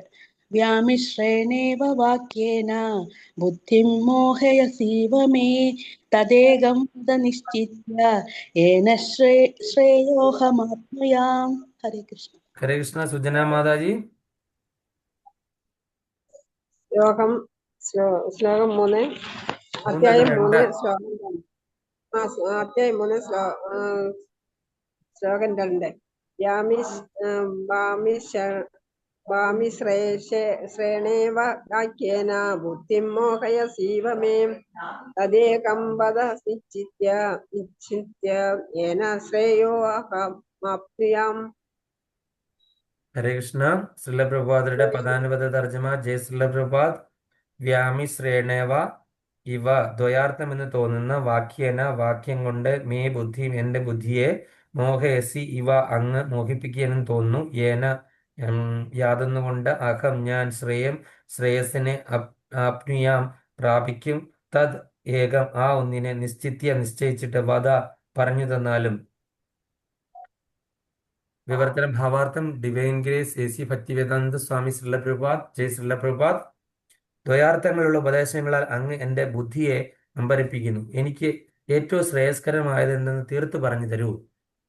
അങ്ങെപ്പോഴും പറയുമ്പോൾ എന്താണ്? അല്ലയോ ഭഗവാനെ, അങ്ങെപ്പോഴും പറയുമ്പോൾ രണ്ടർത്ഥമാണ് അല്ലേ എല്ലാത്തിനും. ഇത് ചെയ്യണോ വേണ്ടയോ? ചെയ്തു കഴിഞ്ഞാൽ അത് ഫലകാംക്ഷയുള്ളതാണോ അല്ലാത്തതാണോ? നമ്മൾ എന്ത് ചെയ്യും? ചെയ്യാതിരിക്കും. നമുക്ക് അങ്ങോട്ട് അനങ്ങാൻ പോലും പറ്റില്ല അല്ലേ? നമുക്ക് കഴിക്കാൻ പറ്റുമോ? ഇല്ല. ഏതെങ്കിലും ഒരു പ്രവൃത്തി ചെയ്യാൻ പറ്റുമോ? അവിടെ കർമ്മമുണ്ട്. നമുക്ക് ചെയ്യാനായിട്ട് പറ്റുമോ? ഒരു കാര്യവും ചെയ്യാൻ പറ്റത്തില്ല. നമ്മൾ എന്ത് പ്രവൃത്തി ചെയ്താലും അതിനെല്ലാം കർമ്മമുണ്ട്. ഇതിന്റെ എല്ലാം കർമ്മഫലം അനുഭവിക്കുന്ന വെച്ച് കഴിഞ്ഞാൽ ഇതിന്റെ എല്ലാം കർമ്മഫലം അനുഭവിക്കും. പ്രവൃത്തി ചെയ്യാതെ വെറുതെ ഇരിക്കാൻ പറ്റുമോ? ഇല്ല. വെറുതെ ഇരുന്ന് കഴിഞ്ഞാൽ വയറ്റിലേക്ക് പോവോ? ഇല്ല. അപ്പം ഈ പോകുന്നതിനും കർമ്മമുണ്ടല്ലേ? ഇത് കുക്ക് ചെയ്യുമ്പോഴും കർമ്മമുണ്ട്. എല്ലാ സ്ഥലത്തും കർമ്മമാണ്. എവിടെ തൊട്ടാലും കർമ്മം. നമ്മൾ മനസ്സിൽ എന്തെങ്കിലും വെറുതെ ഒരു പണിയും ചെയ്യണ്ട, ഞാൻ വെറുതെ ഇരിക്കുക. ഒരു പണിയും ചെയ്യാതിരുന്ന കർമ്മഫലം ഒന്നും കിട്ടത്തില്ലല്ലോ.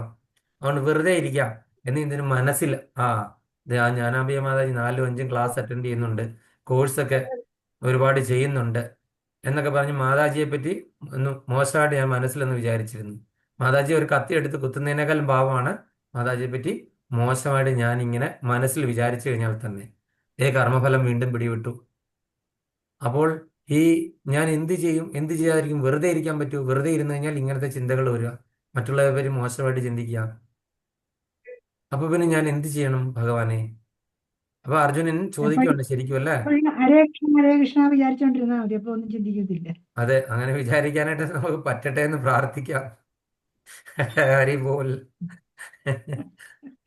മാതാജിക്ക് പറ്റുമെന്നുണ്ടെങ്കിൽ മാതാജിക്ക് ഒരു വലിയ ദണ്ഡവത് നമസ്കാരം. ഹരേ കൃഷ്ണ. ശ്രമിക്കുന്നുണ്ട്, നോണ പറയാൻ പറ്റത്തില്ലല്ലോ പ്രഭു. അത് തന്നെ ശ്രമിക്കുന്നുണ്ട്. മാതാജിയുടെ ആ മനസ്സിനെ ഞാൻ അപ്രീഷിയേറ്റ് ചെയ്യുന്നു. ശ്രമിക്കുക, അത്രേ ഉള്ളൂ. പറ്റത്തില്ല എന്നുള്ളൊരു വാസ്തവമാണ്. എന്റെ അനുഭവത്തിൽ കൂടെ ഞാൻ പറയുന്നതാണ്. അതെ. അപ്പൊ അങ്ങനെ നമുക്ക് അതിന്റെ ഭാവാർത്ഥം വായിച്ചു നോക്കാം. രതിദേവി മാതാജി, മൈക്ക്.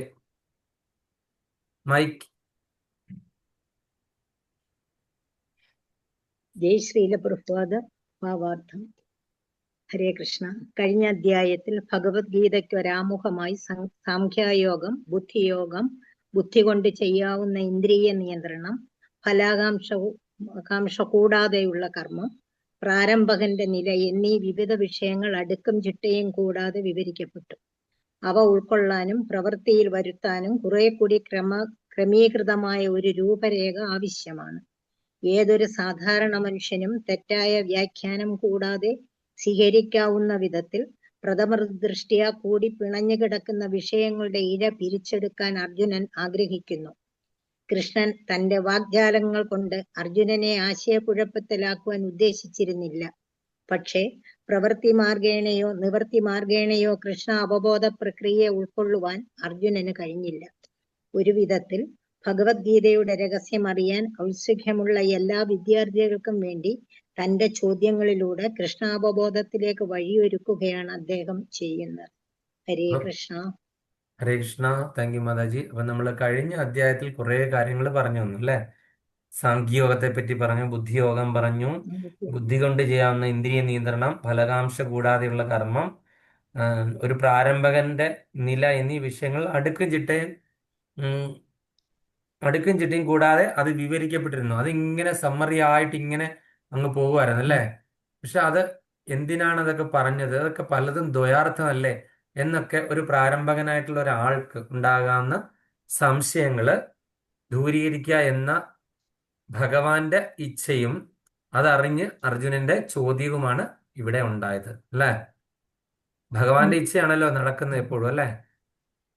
നമുക്കറിയാമല്ലോ, അർജുനൻ ഇവിടെ ഒരു വെറും ടൂള് മാത്രമേ ഉള്ളായിരുന്നു. ഭഗവാൻ ഇത് പറയണം. അതുപോലെ തന്നെ മറ്റേ നമ്മൾ കണ്ടു ഭാഗവതം പറഞ്ഞ എന്താണ്? പരീക്ഷത്തിന് ആ അവസാന സമയം 7 ദിവസം എന്താണ് അത്രയും നാളും അദ്ദേഹം അന്വേഷിച്ചുകൊണ്ടിരുന്ന സാക്ഷാൽ ഭഗവാനെ അദ്ദേഹത്തിന് കിട്ടി. 7 ദിവസം കൊണ്ട് അദ്ദേഹം ഈ ഭഗവാനാകുന്ന ആ രസാമൃതത്തെ ആ പ്രേമ നിർവൃതിയിൽ മുഴുകി അല്ലേ? 7 ദിവസം കൊണ്ട് ആദ്യം മുതൽ പേര് തന്നെ കിട്ടിയതല്ലേ? ഭഗവാനെ അന്വേഷിച്ച് നടന്ന് പരീക്ഷിച്ച് എന്നുള്ള പേര് കിട്ടി. അമ്മയുടെ ഗർഭത്തിൽ വെച്ചിട്ട് കണ്ട ആ രൂപത്തെ അന്വേഷിച്ച് നടന്ന് കിട്ടിയത് എപ്പോഴാണ്? ആ അവസാനത്തെ 7 ദിവസങ്ങളിലാണ് പരീക്ഷത്തിന് കിട്ടിയതല്ലേ? ആ പ്രേമ മാതിരി തന്നെ അദ്ദേഹം നുകർന്നു ആ 7 ദിവസം കൊണ്ടല്ലേ? സാക്ഷാൽ ഭാഗവതം അത് ഏറ്റവും പറയാനായിട്ട് അർഹനായ ആളുടെ വായിൽ നിന്ന് തന്നെ അത് കേട്ട് എന്ത് ചെയ്തു? ആ നിർവൃതിയിൽ മുഴുകി. എന്നിട്ട് എന്ത് ചെയ്തു? ആ ശരീരം എന്ത് ചെയ്തു? തക്ഷകന് കൊടുത്തു. ആത്മാവ് എങ്ങോട്ടേക്ക് പോയി? ഭഗവാന്റെ അടുത്തേക്ക് പോയി. തക്ഷകന് വെറും ശവശരീരം, ഈ പഞ്ചഭൂതങ്ങളിൽ ലയിച്ചു പോകുന്ന ശരീരം കടിക്കാനിട്ട് കൊടുത്തിട്ട് എന്ത് ചെയ്തു? ആ ആത്മാവ് എന്ത് ചെയ്തു? ഭഗവാന്റെ അംശമായ നമ്മള് മമേവാംശ ജീവലോകെ ജീവഭൂത സനാതന. അപ്പൊ ആ സനാതനമായ ഭഗവാന്റെ ആ ഒരു സാമ്രാജ്യത്തിലേക്ക്, ശാശ്വതമായ അസ്തിത്വത്തിലേക്ക് ആത്മാവിനെ പറഞ്ഞയക്കുകയാണ് ചെയ്തത് അല്ലേ? അപ്പം നമ്മൾ ഇവിടെ നിന്ന് മനസ്സിലാക്കേണ്ടത്, അപ്പം ഏതൊരു സാധാരണ മനുഷ്യനും തെറ്റായ വ്യാഖ്യാനം കൂടാതെ സ്വീകരിക്കാവുന്ന ഒരു പ്രഥമദൃഷ്ട്യാ കൂടിപ്പണിഞ്ഞ് കിടക്കുന്ന വിഷയങ്ങളിൽ ഇഴ പിരിച്ചെടുക്കാനായിട്ട് ഇവിടെ അർജുനൻ ആഗ്രഹിക്കുന്നു. ഇത് സാധാരണ മനുഷ്യർക്കൊക്കെ ഉണ്ടാകാവുന്ന ചോദ്യങ്ങൾ, നമ്മളെ പോലുള്ള സാധാരണ മനുഷ്യർക്ക് ശരിക്കും അർജുനന് ഇതിൻ്റെയൊക്കെ ആൻസർ അറിയാം. നമുക്ക് വേണ്ടിയിട്ടാണ് അർജുനൻ ഇതെല്ലാം പറഞ്ഞത്. കാര്യം അർജുനൻ സാധാരണ ഒരു വ്യക്തിയല്ല. ഭഗവാൻ ഒരു സുഹൃത്തായിട്ട് ഒരാളെ സ്വീകരിക്കണമെങ്കിൽ സാധാരണക്കാരായിട്ടൊരു വ്യക്തിയെ ഒരിക്കലും സ്വീകരിക്കില്ല. നമുക്കറിയാമല്ലോ അല്ലേ? ഒരു സുഹൃത്തായിട്ട് ഭഗവാൻ സ്വീകരിക്കണമെങ്കിൽ എന്താണ് അതിന്റെ ക്വാളിഫിക്കേഷൻ? Minimum qualification. ഇവിടെ കുറെ ക്വാളിഫിക്കേഷൻ ഉണ്ടല്ലേ? അർജുനന് ഭഗവാന്റെ ബന്ധുവാണ്. പിന്നെ അടുത്ത് എന്തായിരുന്നു? സമപ്രായക്കാരനാണ്, സുഹൃത്താണ്. പിന്നെ ഇവിടെ എന്താ? ഹരിബോൾ. അതാണ് ക്വാളിറ്റി. നമ്മൾ അസൂയാലു ആകരുത്. നമ്മൾ അസൂയാലു ആയതുകൊണ്ടാണ് ഒറിജിനലി നമ്മൾ ഭഗവാന്റെ ധാമത്തിൽ നിന്ന് ഇങ്ങോട്ടേക്ക് താഴ്ത്തപ്പെട്ടത്. സ്വന്തമായിട്ട് എൻജോയ് ചെയ്യാൻ ഭഗവാൻ എൻജോയ് ചെയ്യുന്ന കണ്ടപ്പോൾ, ഭഗവാൻ ഭോക്താരാം യജ്ഞതപസ്സമാണ് അല്ലെ? എല്ലാ യജ്ഞങ്ങളുടെയും തപസ്സിന്റെ ഭോക്താവാണ്. അപ്പൊ നമ്മൾ ഭോക്താവാകാനായിട്ട് നമ്മൾ ആഗ്രഹിച്ചപ്പോൾ നമ്മളെയൊക്കെ നിങ്ങൾ ഇന്ന് അതേ ചെറിയൊരു സ്വാതന്ത്ര്യം തന്നു, നീ സ്വന്തമായിട്ട് ആസ്വദിച്ചോളാൻ പറഞ്ഞിട്ട് ഭോക്താവാകാനായിട്ട് നമ്മളെ വിട്ടിരിക്കുകയാണ് അല്ലെ? നമ്മൾ കുറെ ആസ്വാദനങ്ങൾ ഇപ്പൊ ചെയ്ത് നമ്മളിപ്പോ എന്താ ചെയ്യും? നമുക്ക് ഒന്നും ചെയ്യാൻ പറ്റാത്ത ഒരു അവസ്ഥയിലേക്ക് എത്തിച്ചേർന്നിരിക്കുകയാണ്. അസുഖം, മുട്ടുമടക്കിയിരിക്കാൻ പറ്റുന്നില്ല. എന്താണ്? എന്തെങ്കിലും എടുക്കാനായിട്ട് ജപിക്കാൻ എടുത്തു കഴിഞ്ഞാൽ ഉറക്കം വരുന്നു. ഭഗവത്ഗീത തുറന്നാൽ ഉറക്കം വരുന്നു. അല്ലെങ്കിൽ ആരെങ്കിലും ഫോൺ വിളിച്ചു കഴിഞ്ഞാൽ അവര് എന്താണ് വളരെ മോശമായിട്ടുള്ള കാര്യങ്ങൾ അല്ലെങ്കിൽ മറ്റുള്ളവരുടെ കുറ്റം തന്നെ സംസാരിക്കുന്നു. അല്ലെങ്കിൽ നമ്മൾ വീട്ടിൽ എന്താണ് അതുപോലെ തന്നെ മക്കൾ പറഞ്ഞാൽ കേൾക്കാതെ വരുന്നു, കൊച്ചുമക്കൾ പറഞ്ഞാൽ കേൾക്കാതെ വരുന്നു, അവരവരുടെ തോന്നിവാസം ചെയ്യുന്നു. ഇങ്ങനെ നമുക്ക് പ്രതിസന്ധികൾ ഇങ്ങനെ വന്നുകൊണ്ടേയിരിക്കാം അല്ലെ? നമുക്ക് അപ്പം ഭഗവാന്റെ കാര്യത്തിൽ ഒന്നിനും തന്നെ കോൺസെൻട്രേറ്റ് ചെയ്യാണ്ട് പറ്റുന്നേ ഇല്ല. അങ്ങനത്തെ ഒരു അവസ്ഥയിൽ കൂടെയാണ് നമ്മൾ പൊയ്ക്കൊണ്ടിരിക്കുന്നത്. അപ്പോൾ ഭഗവത്ഗീതയുടെ രഹസ്യം അറിയാൻ ഔത്സുക്യമുള്ള എല്ലാ വിദ്യാർത്ഥികൾക്കും വേണ്ടി തന്റെ ചോദ്യങ്ങളിലൂടെ കൃഷ്ണാബോധത്തിലേക്ക് വഴിയൊരുക്കുകയാണ് ഇവിടെ അർജുനൻ ചെയ്യുന്നത്. അപ്പം നമ്മൾ ഈ നാമം ജപിച്ചിട്ട് നമുക്ക് പറ്റുന്നില്ല, നമ്മൾ പല രീതിയിലുള്ള ഭക്തിയുത സേവനം ചെയ്തിട്ട് നമുക്ക് മുന്നോട്ട് പോകാനായിട്ട് നമുക്ക് പറ്റാത്തൊരവസ്ഥയിൽ നമ്മൾ എന്താണ് ചെയ്യേണ്ടത്? നമ്മൾ അതിന് പറ്റിയ ഒരാള് നമുക്ക് ഇതൊക്കെ പറയാനും നമ്മളുടെ ഈ പറയുന്ന കാര്യങ്ങൾ കേട്ട് നല്ല രീതിയിൽ കളിയാക്കാതെ നമ്മളോട് അതിൽ ഉത്തരം തന്ന് ശരിയായിട്ടുള്ള മാർഗത്തിലേക്ക് നയിക്കുകയൊക്കെ ചെയ്യുന്ന ഒരാളെ കണ്ടെത്തുക. അപ്പം നമ്മൾ എന്താണ് വളരെ വിനയാന്വിതനായിട്ട് നമ്മളുടെ മനസ്സിലുള്ള സംശയങ്ങളെല്ലാം ദൂരീകരിക്കാൻ വേണ്ടി അദ്ദേഹത്തിനോട് ചോദിച്ചു. അദ്ദേഹം എന്ത് ചെയ്തു? വളരെയധികം ആകാംക്ഷയോടുകൂടി ഉത്തരം നമ്മളോട് ഇതിനെല്ലാം ഉത്തരം തിരിച്ചു പറയുന്നു. അപ്പൊ അങ്ങനെ ഈ സംശയ ദൂരീകരണം വന്നു. നമ്മളുടെ മുന്നിലുള്ള ആ ഒരു കറുത്ത കർട്ടൻ അങ്ങോട്ട് മാറി എന്താണ് ഹൃദയത്തിലുള്ള മാലിന്യങ്ങളെല്ലാം മാറി ഹൃദയത്തിന്റെ ഉള്ളിൽ നൈർമല്യമായിട്ട് നമുക്ക് നമ്മൾ വ്യക്തമാകണം. നമ്മളുടെ ഉള്ളിലുള്ള ആ ആത്മസ്വരൂപത്തെ നമ്മൾ തിരിച്ചറിയുന്ന ഒരു അവസ്ഥ. അതാണ് നമ്മൾ ഈ ഭഗവത്ഗീത പഠനത്തിലൂടെ നമ്മൾ ഉദ്ദേശിക്കുന്നത്. ഇനി അടുത്തത് ഭഗവാൻ ഉത്തരം പറയാനായിട്ട് തുടങ്ങുന്നതേ ഉള്ളൂ. അടുത്ത ഒരു ശ്ലോകം മുതലാണ് തുടങ്ങുന്നത്. നമുക്കപ്പോൾ ഒരു ശ്ലോകം കൂടെ ഉണ്ട് ഈ ആഴ്ച പറയാമെന്ന് വെച്ച് കഴിഞ്ഞാൽ വേണ്ട 2-3 എടുക്കാം, പക്ഷെ ഒരു ശ്ലോകം കൊണ്ട് നമുക്ക് എടുത്തു നിർത്താം. ശ്രീഭഗവാനുവാചാം ലോകേസ്മിൻ ദ്വിവിധാ നിഷ്ഠാ പുരാ പ്രോക്താ മയാ നഘ ജ്ഞാനയോഗേന സാഖ്യാനാം കർമ്മയോഗേന യോഗിനാം. ശ്രീഭഗവാനുവാച ലോകേസ്മിൻ ദ്വിവിധാ നിഷ്ഠാ പുരാ പ്രോക്താ മയാ നഘ ജ്ഞാനയോഗേന സാഖ്യാനാം കർമ്മയോഗേന യോഗിനാം. ഹരേ കൃഷ്ണ. സതി മാതാജി. ഹരേ കൃഷ്ണ പ്രഭുജി. ഹരേ കൃഷ്ണ. ഓം നമോ ഭഗവതേ വാസുദേവായ. അധ്യായം 3 ശ്ലോകം 3.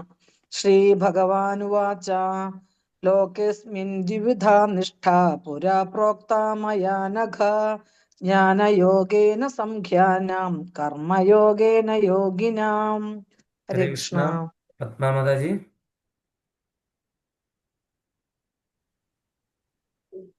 ഹരേ കൃഷ്ണ.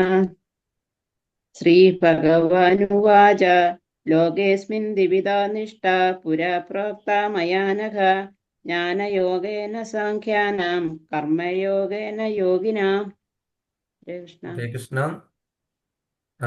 ശ്രീല പ്രഭുപാദരുടെ പദാനുപദ തർജ്ജമ. ജയ് ശ്രീല പ്രഭുപാദ്. ശ്രീ ഭഗവാൻ വാച, ശ്രീ ഭഗവാൻ പറഞ്ഞു, അനഗാഹേ പാപരഹിത, അസ്മിൻ ലോക, ഈ ലോകത്തിൽ, സാഖ്യന്മാരുടെ ജ്ഞാനയോഗം അനുസരിച്ചും യോഗിന ഭക്തന്മാരുടെ കർമ്മയോഗേന ഭക്തിയുത കർമ്മയോഗം അനുസരിച്ചിട്ടും ദ്വിവിധ 2 വിധത്തിലുള്ള നിഷ്ഠ വിശ്വാസം മയ എന്നാൽ പുര പണ്ട് പ്രോക്ത പറയപ്പെട്ടിട്ടുണ്ട്. അപ്പോൾ വിവർത്തനം ഭാവാർത്ഥം. Divine grace A C. Bhaktivedanta Swami Srila Prabhupada. ജയ ശ്രീല പ്രഭുപാദ്. ശ്രീ ഭഗവാൻ പറഞ്ഞു, പാപരഹിതനായ അർജുന, തത്വജ്ഞാനപരവും അനുഭവമാത്രവുമായ ഊഹാപോഹങ്ങൾ നടത്തുന്നവരും ഭക്തിപൂർവം സേവനമനുഷ്ഠിക്കുന്നവരും എന്നിങ്ങനെ 2 കൂട്ടരാണ്. ആത്മസാക്ഷാത്കാരം നേടാൻ ശ്രമിക്കുകയെന്ന് ഞാൻ മുമ്പ് പറഞ്ഞു വരുന്നുവല്ലോ. അപ്പൊ 2ാമത്തെ അധ്യായത്തിൽ പറഞ്ഞതിന്റെ ഒരു ബാക്കിയാണ് ഭഗവാൻ ഇവിടെ പറയുന്നത്. പാപരഹിതനായ അർജുന എന്നാണ് പറഞ്ഞിരിക്കുന്നത്, അല്ലെ? അർജുനനെ എന്തുകൊണ്ടാണ് പാപരഹിതൻ എന്ന് വിളിക്കുന്നത്? ഞാൻ പറഞ്ഞില്ല, അർജുനനിൽ ഒരുപാട് ക്വാളിഫിക്കേഷൻ ഉള്ള ആളാണ്. ഭഗവാൻ സുഹൃത്തായി, ഭഗവാൻ ഭക്തനും കൂടെയാണ്. കാര്യം നരനാരായണന്മാരായിരുന്നു ഇവരല്ലേ. അനേക ജന്മങ്ങള് ഭഗവാൻ നമ്മൾ അടുത്ത അധ്യായത്തിൽ 4ാമത്തെ അധ്യായത്തിൽ കാണുന്നുണ്ട്. ചോദിക്കുന്നുണ്ട്, ഭഗവാൻ എങ്ങനെ ഈ കാര്യങ്ങളൊക്കെ അറിഞ്ഞു എന്ന് അർജുനൻ ചോദിക്കുന്നുണ്ട്. ഈ കാര്യങ്ങളൊക്കെ, അതായത് ഈ ഭഗവത്ഗീത ആദ്യം ഉപദേശിച്ചത് എന്താണ്? വിവസ്വാനാണ്. അത് കഴിഞ്ഞിട്ട് സൂര്യദേവനായ വിവസ്വാനാണ്. അത് കഴിഞ്ഞ് ഇക്ഷ്വാകുവിന്, മനുവിന്, അങ്ങനെ ഇത് പരമ്പരകളായിട്ട് പോകുന്നത്. ഇത് ഇടയ്ക്ക് മുറിഞ്ഞു പോയെന്നൊക്കെ പറഞ്ഞു. അതുകൊണ്ട് ഞാൻ നിനക്കായിട്ട് ഇത് വീണ്ടും ഉപദേശിക്കുകയാണെന്ന് പറഞ്ഞപ്പോൾ ഇത് ഭഗവാൻ ഇതൊക്കെ എങ്ങനെ അറിയാം എന്ന് ചോദിക്കുകയാണ്. അല്ലയോ കൃഷ്ണ, നിനക്കിത് എങ്ങനെയൊക്കെ മനസ്സിലായി? ഇതിങ്ങനെയൊക്കെയാണ് സംഭവിച്ചതെന്ന്. അപ്പൊ പറഞ്ഞു, എനിക്ക് നിനക്കും അസംഖ്യം ജന്മങ്ങൾ കഴിഞ്ഞിരിക്കുന്നു, പക്ഷെ നിനക്കതൊന്നും ഓർമ്മയില്ല, എനിക്കതെല്ലാം ഓർമ്മയുണ്ട്. ഇതാണ് നമ്മൾ തമ്മിലുള്ള വ്യത്യാസം. മനസ്സിലായില്ലേ? ഇവർ ഒരുമിച്ചിട്ട് അസംഖ്യം ലീലകൾ, അസംഖ്യം ജന്മങ്ങൾ എടുത്തു. അർജുനന് പക്ഷെ അതൊന്നും ഓർമ്മയില്ല. നരനാരായണന്മാരായിരുന്നു ഇവരല്ലേ? ബദരികാശ്രമത്തിൽ നമുക്ക് ഇപ്പോഴും അവർ തപസ് ചെയ്യുന്ന ബദ്രിനാഥ് ക്ഷേത്രത്തിൽ പോയിരിക്കുന്നവർ അവർ പോയിട്ടുണ്ടാകാം. നരനാരായണ ഋഷിമാരെ തപസ് ചെയ്തിട്ട് സ്ഥലം ഇപ്പോഴും അവരവിടെ എന്താണ് അവർ ഗുപ്ത രൂപത്തിൽ തപസ്സിരിക്കുന്നുണ്ടെന്നാണ് പറയുന്നത്. അവരവിടെ തന്നെയുണ്ട്. അതായത് ചിരഞ്ജീവികളായിട്ടും നമ്മൾ പറയപ്പെടുന്നുണ്ട് നരനാരായണ ഋഷികൾ. അപ്പം നമ്മൾ ആ നരനാരായണ ഋഷികളുടെ ഒരുപാട് കഥകൾ കേട്ടിട്ടുണ്ട് അല്ലേ? അവരുടെ അവരുടെയൊക്കെ ഒരു മകളുണ്ടായിരുന്നു നരനാരായണ ഋഷിക്കാരായിരുന്നു. ഉർവശി. ഉർവശി. ഉർവശി. ഉർവശി. ഞാൻ എത്ര തവണ പറഞ്ഞു കഴിഞ്ഞാണ്. ഇപ്പൊ ഞാൻ ഒന്നുകൂടെ വെറുതെ ചോദിച്ചാണ്. ഇന്ന് രാവിലത്തെ ക്ലാസ്സിൽ ഇത് തന്നെ ചർച്ച ചെയ്തു. എന്നിട്ട് ഈ കഥ മുഴുവൻ അവരെല്ലാവരും മറന്നുപോയി. രാവിലത്തെ ഞാൻ എടുത്ത ഭഗവത്ഗീത ക്ലാസ്സിൽ. എന്നിട്ട് ആ കഥ മുഴുവൻ സഹസ്രകവചനെ കൊല്ലുന്നതും കർണനായിട്ട് ജനിക്കുന്ന അടക്കം മുഴുവൻ കഥ ആദ്യം മുതൽ പറഞ്ഞു കൊടുക്കേണ്ടി വന്നു. ക്ലാസ് അരമണിക്കൂർ നീണ്ടു. ഇവരാ കഥ മുഴുവൻ വീണ്ടും എന്നെ കൊണ്ട് പറയിച്ചു രാവിലത്തെ ക്ലാസ്സിൽ. പ്രഭു എങ്ങനെ ഓർത്തിരിക്കും പ്രഭു ഇതൊക്കെ? ഞങ്ങള് കേട്ട് ഇപ്പൊ തന്നെ എഴുതി വെച്ച് പിന്നെ നോക്കിയാൽ മറന്നു പോകും. അപ്പൊ തന്നെ എത്ര അപ്പൊ പഠിച്ചാലും അവരിതെല്ലാം പിന്നെ കേട്ട് കഴിഞ്ഞപ്പോ പറഞ്ഞു, ഇത് പ്രഭുജി തന്നെ ഒരു 2-3 പ്രാവശ്യം ഞങ്ങളോട് പറഞ്ഞിട്ടുള്ള ആണല്ലോ എന്ന് ഇത് കേട്ട് കഴിഞ്ഞപ്പോ പറഞ്ഞു. ജയദ്രഥനെ വധിക്കുന്നതും ചക്രവ്യൂഹവും അഭിമന്യുവും അതുപോലെ തന്നെ കഴിഞ്ഞ ഉർവശി അർജുനന് കഴിഞ്ഞ ശാപം കൊടുക്കുന്നതും ഉർവശി തന്നെ കഴിഞ്ഞ അമ്മയുടെ സ്ഥാനത്തും മകളുടെ സ്ഥാനത്തും വരുന്നതും. കഴിഞ്ഞ ആഴ്ചത്തെ എക്സാമിൽ പ്രഭു ഈ ക്വസ്റ്റ്യൻ ചോദിച്ചു. ഞാൻ അറ്റൻഡ് ചെയ്തില്ല, ഞാൻ വീഡിയോ കേട്ടു. അതെ, ഞാൻ ചോദിച്ചായിരുന്നു എക്സാമിനേഷൻ. കാര്യം ഇതിനകത്ത് ഭാവാർത്ഥത്തിൽ ഉണ്ടായിരുന്നു. അപ്പൊ അതുകൊണ്ട് ഞാനത് പറഞ്ഞു. നരനാരായണ ഋഷിമാരുടെ കാര്യം ഉണ്ടായിരുന്നു. മേനക മേനക മേനക വന്നിട്ട് കുറെ ചാട്ടമൊക്കെ ചാടിയിട്ട് നരനാരായണ ഋഷിമാർക്ക് ഒരു അനക്കം ഉണ്ടായില്ലായിരുന്നു അല്ലേ? അവരെന്ത് ചെയ്തു? ഒരേപോലെ അമ്മയും, ആ ഒരു ക്വസ്റ്റ്യൻ അതായിരുന്നു. അമ്മയും മകളുമായ സ്ഥാനത്ത് അതെ, ഇന്ദ്രന്റെ ഭാര്യയല്ലേ? ആരായിരുന്നു? അപ്പൊ ഉർവശിയായിരുന്നു അല്ലേ? ശരിക്കും അച്ഛനായ പിതാവായ ഇന്ദ്രന്റെ ഭാര്യ ആയതുകൊണ്ട് ഉർവശി അമ്മയുടെ സ്ഥാനത്ത് വന്നു. അതുപോലെ തന്നെ പൂർവ്വജന്മത്തിൽ അർജുനൻ നരഋഷിയായിരുന്നപ്പോൾ നരഋഷിയുടെ മകളാണ് അല്ലെ? മകളുടെ സ്ഥാനത്ത് വന്നു. പക്ഷെ അതെ. ഉർവശി ആഗ്രഹിച്ചത് എന്താണ്? അർജുനനെ ഭർത്താവാക്കാനായിട്ടാണ് അല്ലേ? അപ്പൊ അതെ. അങ്ങനെ ഒരാൾ തന്നെ 3 സ്റ്റേജസിൽ വന്നു. അപ്പൊ ഉർവശി എന്ത് ചെയ്തു? നീ ആണും പെണ്ണും കെട്ടവനായിട്ട് ഷണ്ടനായിട്ട് പോകട്ടെ എന്ന് പറഞ്ഞ് ശാപം കൊടുത്തു. ഈ അർജുനനോട് അതെ. ഇത് പറഞ്ഞപ്പോൾ അമ്മയുടെ സ്ഥാനത്തായതുകൊണ്ട് അർജുനൻ അത് തിരസ്കരിച്ചു. സ്വന്തം പിതാവിന്റെ ഭാര്യയാണ്, അപ്പൊ അതുകൊണ്ട് അമ്മയുടെ സ്ഥാനമാണെന്ന് പറഞ്ഞിട്ട് ഒഴിവാക്കി. അപ്പൊ ഉർവശിക്ക് കോപം വന്ന് ഉർവശി ശപിച്ചു. എന്നിട്ട് പറഞ്ഞു ശാപമോക്ഷം എന്ന് പറഞ്ഞ പോലെ അതെല്ലാം ഭഗവാന്റെ അറേഞ്ച്മെന്റ് ആയിരുന്നു. അർജുനെ ദേവലോകത്തിൽ കൊണ്ടുവരാനും ഈ പറഞ്ഞ ഉർവശിയുടെ ശാപം മേടിച്ചു കൊടുക്കാനൊക്കെ. കാര്യം ഭഗവാൻ അറിയാം വനവാസം വരുന്നുണ്ട്. അതിൽ 1 വർഷം അജ്ഞാതവാസ കാലമാണ്. അവിടെ എന്താണ് ഒളിവിൽ താമസിക്കേണ്ടി വരും. അപ്പൊ എന്ത് ചെയ്യുന്നു? അർജുനൻ സ്ത്രീവേഷം കെട്ടിയേ മതിയാവുള്ളൂ. അപ്പൊ അതുകൊണ്ട് അങ്ങനെ ആ ഒരു അത് തെരഞ്ഞെടുക്കാം. ഏത് സമയത്ത് ഈ ശാപം 1 വർഷത്തേക്ക് ഈ ശാപം അനുഭവിക്കേണ്ടി വരും, ഇത് ഏത് സമയത്ത് വേണമെന്ന് നിനക്ക് തന്നെ തെരഞ്ഞെടുക്കാം എന്നുള്ള ഒരു ശാപമോക്ഷം കൂടി കിട്ടി. അങ്ങനെ ആ ശാപമോക്ഷത്തിന്റെ ഫലമായിട്ട് ഈ അജ്ഞാതവാസത്തിൽ അർജുനൻ ആരുടെ രാജധാനിയിൽ? വിരാട രാജാവിന്റെ രാജധാനിയില് മകളായ ഉത്തരയെ ഡാൻസ് പഠിപ്പിക്കുന്ന ടീച്ചറായിട്ട് ബൃഹന്തളയായിട്ട് വന്നു അല്ലേ? അപ്പൊ അങ്ങനെ നമ്മളിവിടെ കണ്ടത് എന്താണ്? ഭഗവാൻ എന്താണ് പറഞ്ഞത്? പാപരഹിതനായ അർജുനൻ എന്താണ്? പാപരഹിതൻ തന്നെയാണെന്നും പാപരഹിതൻ എന്തുകൊണ്ടാണ് അർജുനനെ പറയുന്നത്? അതിന്റെ ആൻസർ മുഴുവൻ പറഞ്ഞില്ല. അതാണ് ഇപ്പൊ ചോദിച്ചിട്ട് ഇതിലൊക്കെ വന്നത്. അതെ. അർജുനൻ ശരിക്കും എന്താണ്?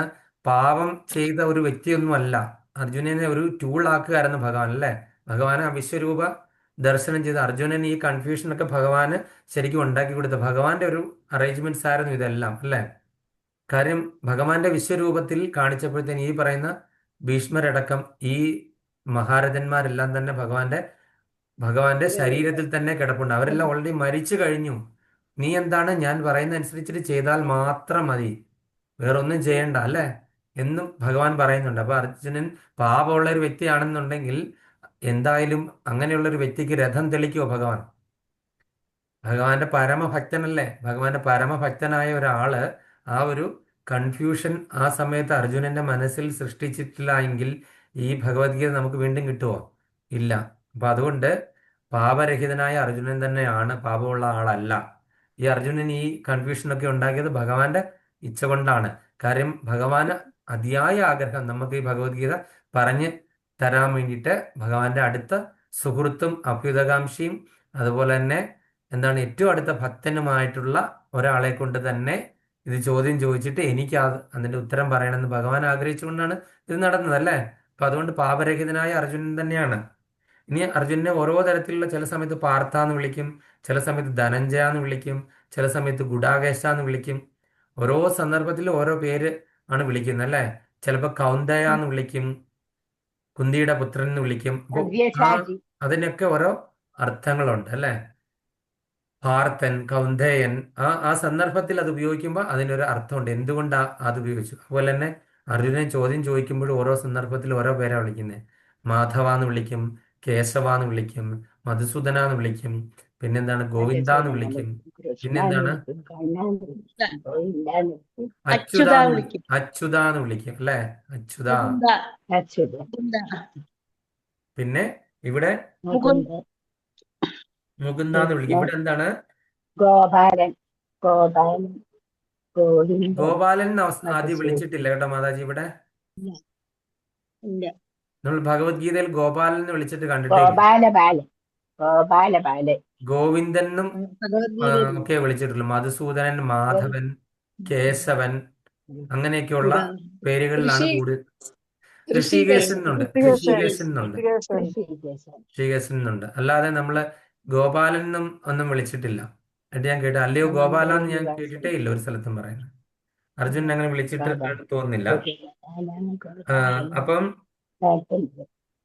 അർജുന, തത്വജ്ഞാനപരവും അനുഭവമാത്രവുമായി ഊഹാപോഹങ്ങൾ നടത്തുന്നവരും ഭക്തിപൂർവ്വം സേവനമനുഷ്ഠിക്കുന്നവരും എന്നിങ്ങനെ രണ്ട് കൂട്ടരാണ് ആത്മസാക്ഷാത്കാരം നേടാൻ ശ്രമിക്കുന്നത് ഞാൻ മുമ്പ് പറഞ്ഞിരുന്നല്ലോ. അപ്പം എന്താണ്, രണ്ട് കൂട്ടരായിട്ടുള്ള കാര്യങ്ങൾ പറയാണ്. അതായത് ഈ തത്വജ്ഞാനങ്ങൾ ഒരുപാടുണ്ടാവും. ചിലരുടെ ആ ഒരു ജന്മനാ തന്നെ ചില കുറെ കഴിവുകളൊക്കെ കിട്ടും, അല്ലേ? ചിലർ ഭയങ്കര സാഹിത്യമൊക്കെ പറഞ്ഞ് തത്വജ്ഞാനമൊക്കെ പറഞ്ഞ് നമ്മളെ എടുത്തടിച്ചിട്ട് നമുക്ക് അവരുമായിട്ട് ഒരു തരത്തിലും ആർഗ്യൂ ചെയ്തിട്ട് ജയിക്കാൻ പറ്റത്തില്ല. ഈശ്വരൻ ഇല്ലാന്ന് നമ്മുടെ മുമ്പിൽ അവർ തെളിയിച്ചു തരും. ഇപ്പൊ നമ്മള് കൃഷ്ണാബോധത്തിലിരിക്കുന്ന വ്യക്തികളാണ്, ഞാൻ ഒരു ക്ലാസ് എടുക്കുന്ന ഒരു വ്യക്തിയാണ്. അങ്ങനെയുള്ളവരുടെ മുൻപിൽ ചെന്ന് കഴിഞ്ഞാൽ നമ്മൾ അവർ പറയുന്ന ചോദ്യങ്ങൾക്ക് ഉത്തരം പറഞ്ഞിട്ട് ഈശ്വരൻ ഇല്ലാന്ന് നമുക്ക് സമ്മതിക്കേണ്ടി വരും. അത്രയ്ക്ക് കഴിവുള്ള വ്യക്തികൾ വരെയുണ്ട്, അല്ലേ? അവരൊക്കെ എന്താണ്, അനുഭവം മാത്രമായി ഊഹാപോഹങ്ങൾ നടത്തുന്നവരാണ്. ഊഹാപോഹങ്ങൾ കൊണ്ട് ഈശ്വരൻ ഇല്ലാന്ന് സമർത്ഥിക്കുന്ന ഒരുപാട് വ്യക്തികളുണ്ട്. അവർ പറഞ്ഞത് ശരിയാണെന്ന് സമർപ്പിക്കും. നമ്മളെ പോലുള്ള ആൾക്കാരൊക്കെ എത്രയോ പേര് കൃഷ്ണാബോധത്തിൽ നിന്ന് ഇതേപോലുള്ള ആൾക്കാരുടെ കൈപെട്ടിട്ട് ചാടിപ്പോയിട്ടുണ്ട്. അദ്വൈതികളുടെ അടുക്ക പോയിട്ട് എത്രയോ പേര് അദ്വൈതികൾ നമ്മളെ കൃഷ്ണാബോധത്തിൽ നിന്ന് മാറ്റാൻ ശ്രമിക്കും. അദ്വൈതികളുടെ അടുക്ക പോയി കഴിഞ്ഞാൽ ഭയങ്കര ബുദ്ധിമുട്ടാണ് ശ്രീ ശങ്കരാചാര്യ ഫോളോവേഴ്സിന്റെ അടുക്ക. കാര്യം അദ്ദേഹം പറഞ്ഞ കാര്യങ്ങളൊന്നും അവർ ഫോളോ ചെയ്യുന്നില്ല. അദ്ദേഹം പറഞ്ഞ എന്താണ്, ഏകോ ദേവം ദേവകി പുത്രദേവം എന്നൊക്കെ പറഞ്ഞു. പക്ഷെ ഇവരിപ്പോഴും പറഞ്ഞ എന്താണ്, ഭഗവാന് രൂപമില്ല, ഭഗവാൻ എന്താണ് മായയാണ്, അങ്ങനെയൊക്കെ പറഞ്ഞ് നമ്മൾ ഭഗവാന് ഒന്നാകും എന്നൊക്കെ പറഞ്ഞ് നടക്കുകയാണ് അദ്വൈതികൾ, അല്ലേ? ശങ്കരാചാര്യർ പറഞ്ഞ കാതലായിട്ടുള്ള കാര്യങ്ങളൊക്കെ അവര് കണ്ണും പൂട്ടി അങ്ങ് അത് ഇഗ്നോർ ചെയ്യുവാണ്. എന്നിട്ട് അവരുടെ അടുക്ക നമ്മൾ പെട്ടു കഴിഞ്ഞാൽ തീർന്നു, നമ്മുടെ കാര്യം പോയി. നമ്മൾ പിറ്റേ ദിവസം തൊട്ട് ഞങ്ങൾ കൃഷ്ണാബോധത്തിൽ 150 പേരുണ്ടെന്ന് പറഞ്ഞില്ലേ ഇവിടുത്തെ ഒരു ഗ്രൂപ്പില്, 150 പേര് ഇപ്പം 5 6 പേരായിട്ട് ചുരുങ്ങിയതിന്റെ കാര്യം ഇതുപോലെയുള്ള കുറെ ആൾക്കാരുടെ ഇൻഫ്ലുവൻസ് ആണ്. മനസ്സിലായില്ലേ? അപ്പൊ അതുപോലെ അതിന് അത്രയ്ക്ക് സ്ട്രോങ് ആണ് അവര്. അപ്പൊ അങ്ങനെയുള്ള ആൾക്കാരും ഭക്തിപൂർവ്വ സേവനം അനുഷ്ഠിക്കുന്നവരും എന്ന രണ്ട് കൂട്ടരാണ്. ഭക്തിപൂർവ്വം സേവനം അനുഷ്ഠിച്ച് ഒരു ചോദ്യവും ചെയ്യാതെ എന്താണ് ആചാര്യന്മാർ പറഞ്ഞ കാര്യങ്ങൾ, ഗുരു സ്ഥാനീയരായിട്ടുള്ള ആൾക്കാർ പറഞ്ഞ കാര്യങ്ങളൊക്കെ അതേപൂർവ്വം അനുസരിച്ചിട്ട് നമ്മളൊന്ന് ചോദ്യം ചെയ്യാതെ തന്നെ നമ്മൾ എന്താണ് അതിന് വിധേയരായി ഭക്തിയുത സേവനം ചെയ്യുന്ന ഒരു കൂട്ടർ. അങ്ങനെ രണ്ട് കൂട്ടരെ പറ്റിയാണ് പറഞ്ഞത്. ഇനി ആ രണ്ട് കൂട്ടരെ പറ്റി ഈ ഭാവാർത്ഥ ശ്രീല പ്രഭുപാദർ എന്താണ് പറഞ്ഞിരിക്കുന്നതെന്ന് നമുക്ക് നോക്കാം. ഇനിയിപ്പം വായിക്കാത്തതായിട്ട് ആരാണുള്ളത്? ഇനിയുള്ളത് എന്താണ് പറയുന്നത്, മല്ലിക മാതാജി ഭാവാർത്ഥം.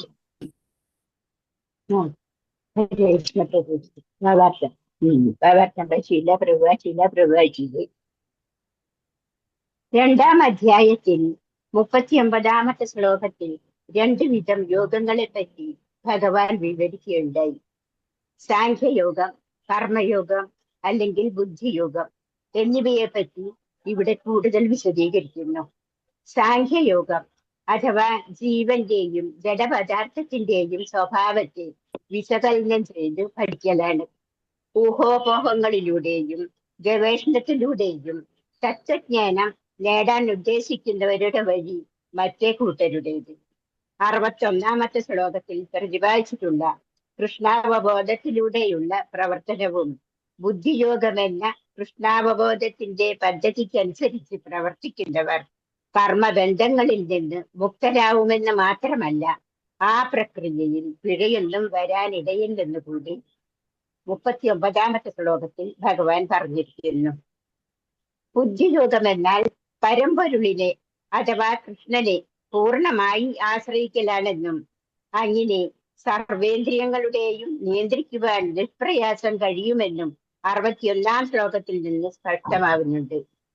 അപ്പോൾ മതവും തത്വശാസ്ത്രവും എന്ന പോലെ പരസ്പര പൂരകങ്ങളാണ് ഈ രണ്ട് യോഗങ്ങളും. തത്വശാസ്ത്രമില്ലെങ്കിൽ മതം വെറും വികാരാവേശമാവും. ചിലപ്പോൾ മതഭ്രാന്തും. മതമില്ലാത്ത തത്വശാസ്ത്രം മാനസികമായ ഊഹക്കച്ചവടമായി കലാശിക്കും. നിർവ്യാജമായി നിരപേക്ഷ തത്വാന്വേഷണം തുടരുന്ന തത്വചിന്തകൾ ഒടുവിൽ കൃഷ്ണാവബോധത്തിൽ എത്തിച്ചേരുന്നത് കൊണ്ട് ആത്യന്തിക ലക്ഷ്യം കൃഷ്ണൻ തന്നെയാണെന്നും മനസ്സിലാക്കാം. ഭഗവത്ഗീതയിലും അങ്ങനെ പറഞ്ഞിരിക്കുന്നു. ജീവന് കൃഷ്ണനുമായുള്ള ബന്ധം എന്തെന്ന് ശരിക്കും മനസ്സിലാക്കുന്നതിന് എത്തിക്കുന്നു എല്ലാ പ്രക്രിയയും. തത്വശാസ്ത്രപരമായ അനുമാനം വളഞ്ഞ വഴിക്ക് കൃഷ്ണാവബോധത്തിൽ എത്തിക്കുമ്പോൾ നേർവഴി കൃഷ്ണാവബോധം സംബന്ധിച്ച് എല്ലാറ്റിനെയും നേരിട്ട് ബന്ധപ്പെടുന്നു. ഇവയിൽ കൃഷ്ണാവബോധത്തിലേക്കുള്ള നേർവഴിയാണ് ഉത്തമം. കാരണം അതിന് തത്വശാസ്ത്രപരമായ പ്രക്രിയയിലൂടെ ഇന്ദ്രിയ ശുദ്ധീകരണം വേണമെന്നില്ല.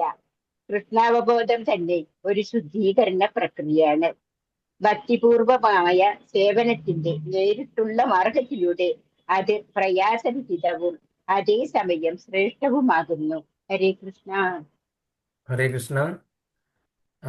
നമുക്ക് നമ്മുടെ നാട്ടിൻപുറത്തൊക്കെ കാണാൻ പറ്റും, പല സംഘടനകളും ഭഗവത്ഗീത ക്ലാസ്സും അതുപോലെ തന്നെ ഭാഗവതമൊക്കെ എടുക്കുന്ന ആൾക്കാരൊക്കെ ഉണ്ടാവും അല്ലേ.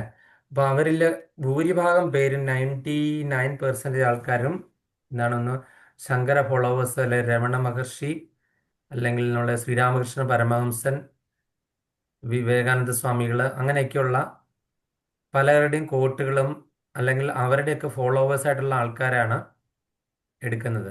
അപ്പോൾ അവർ പറയുന്ന ഭഗവത്ഗീത ക്ലാസ്സിലെ ഭാഗവതം ക്ലാസ്സിൽ എടുക്കുമ്പോൾ നമ്മളെല്ലാവരും ഒന്നാണ്, നമ്മളും ഭഗവാനും ഞാനും ഈ ചുറ്റോട് ഇരുന്ന് കാണുന്ന ജീവജാലങ്ങളെല്ലാം ഒന്നാണ്, ഞാനും ഭഗവാനും ഒന്നാണ്, നമ്മളെല്ലാം തുല്യരാണ്, എല്ലായിടത്തും നിറഞ്ഞു നിൽക്കുന്ന, ഒപ്പം തന്നെ അതുകൊണ്ട് നമ്മളും ഭഗവാനും എല്ലാം ഒന്നാണ് എന്നുള്ളൊരു രീതിയിൽ പലപ്പോഴും നിങ്ങൾ ശ്രദ്ധിച്ചിരുന്നാൽ മതി. ഇങ്ങനെ മായാവാദികളായിട്ടുള്ള ആൾക്കാരുടെ ഭഗവത്ഗീത ഭാഗവതം ക്ലാസ്സിൽ പോയിരുന്നു കഴിഞ്ഞാൽ ഭക്തി സിദ്ധാന്ത സരസ്വതി ഠാക്കൂർ അതേപോലെ ഈ ഭഗവാന്റെ രൂപമൊന്നുമില്ല, അതുപോലെ തന്നെ നമ്മളെല്ലാം ഭഗവാന് തുല്യരാകും എന്നൊക്കെ പറഞ്ഞു നടക്കുന്ന മായാവാദി സന്യാസികളെ അദ്ദേഹത്തിന്റെ ദണ്ഡെടുത്ത് അടിച്ചോടിക്കുമായിരുന്നു. ആ ഏരിയയിൽ കൂടെ കണ്ടുപോയി കഴിഞ്ഞാൽ അത്രയ്ക്കൊരു സിംഹഗുരു എന്ന് പറഞ്ഞ് അറിയപ്പെടുന്ന ഒരാളായിരുന്നു അല്ലേ. അവരൊക്കെ എന്താണ് അവർ പറയുന്നത് സമർത്ഥിപ്പിക്കും. അവർ ഈ സാഖ്യശാസ്ത്രം നന്നായിട്ട് പഠിച്ചിട്ടുണ്ടല്ലേ. സാഖ്യശാസ്ത്രം എന്താണ്?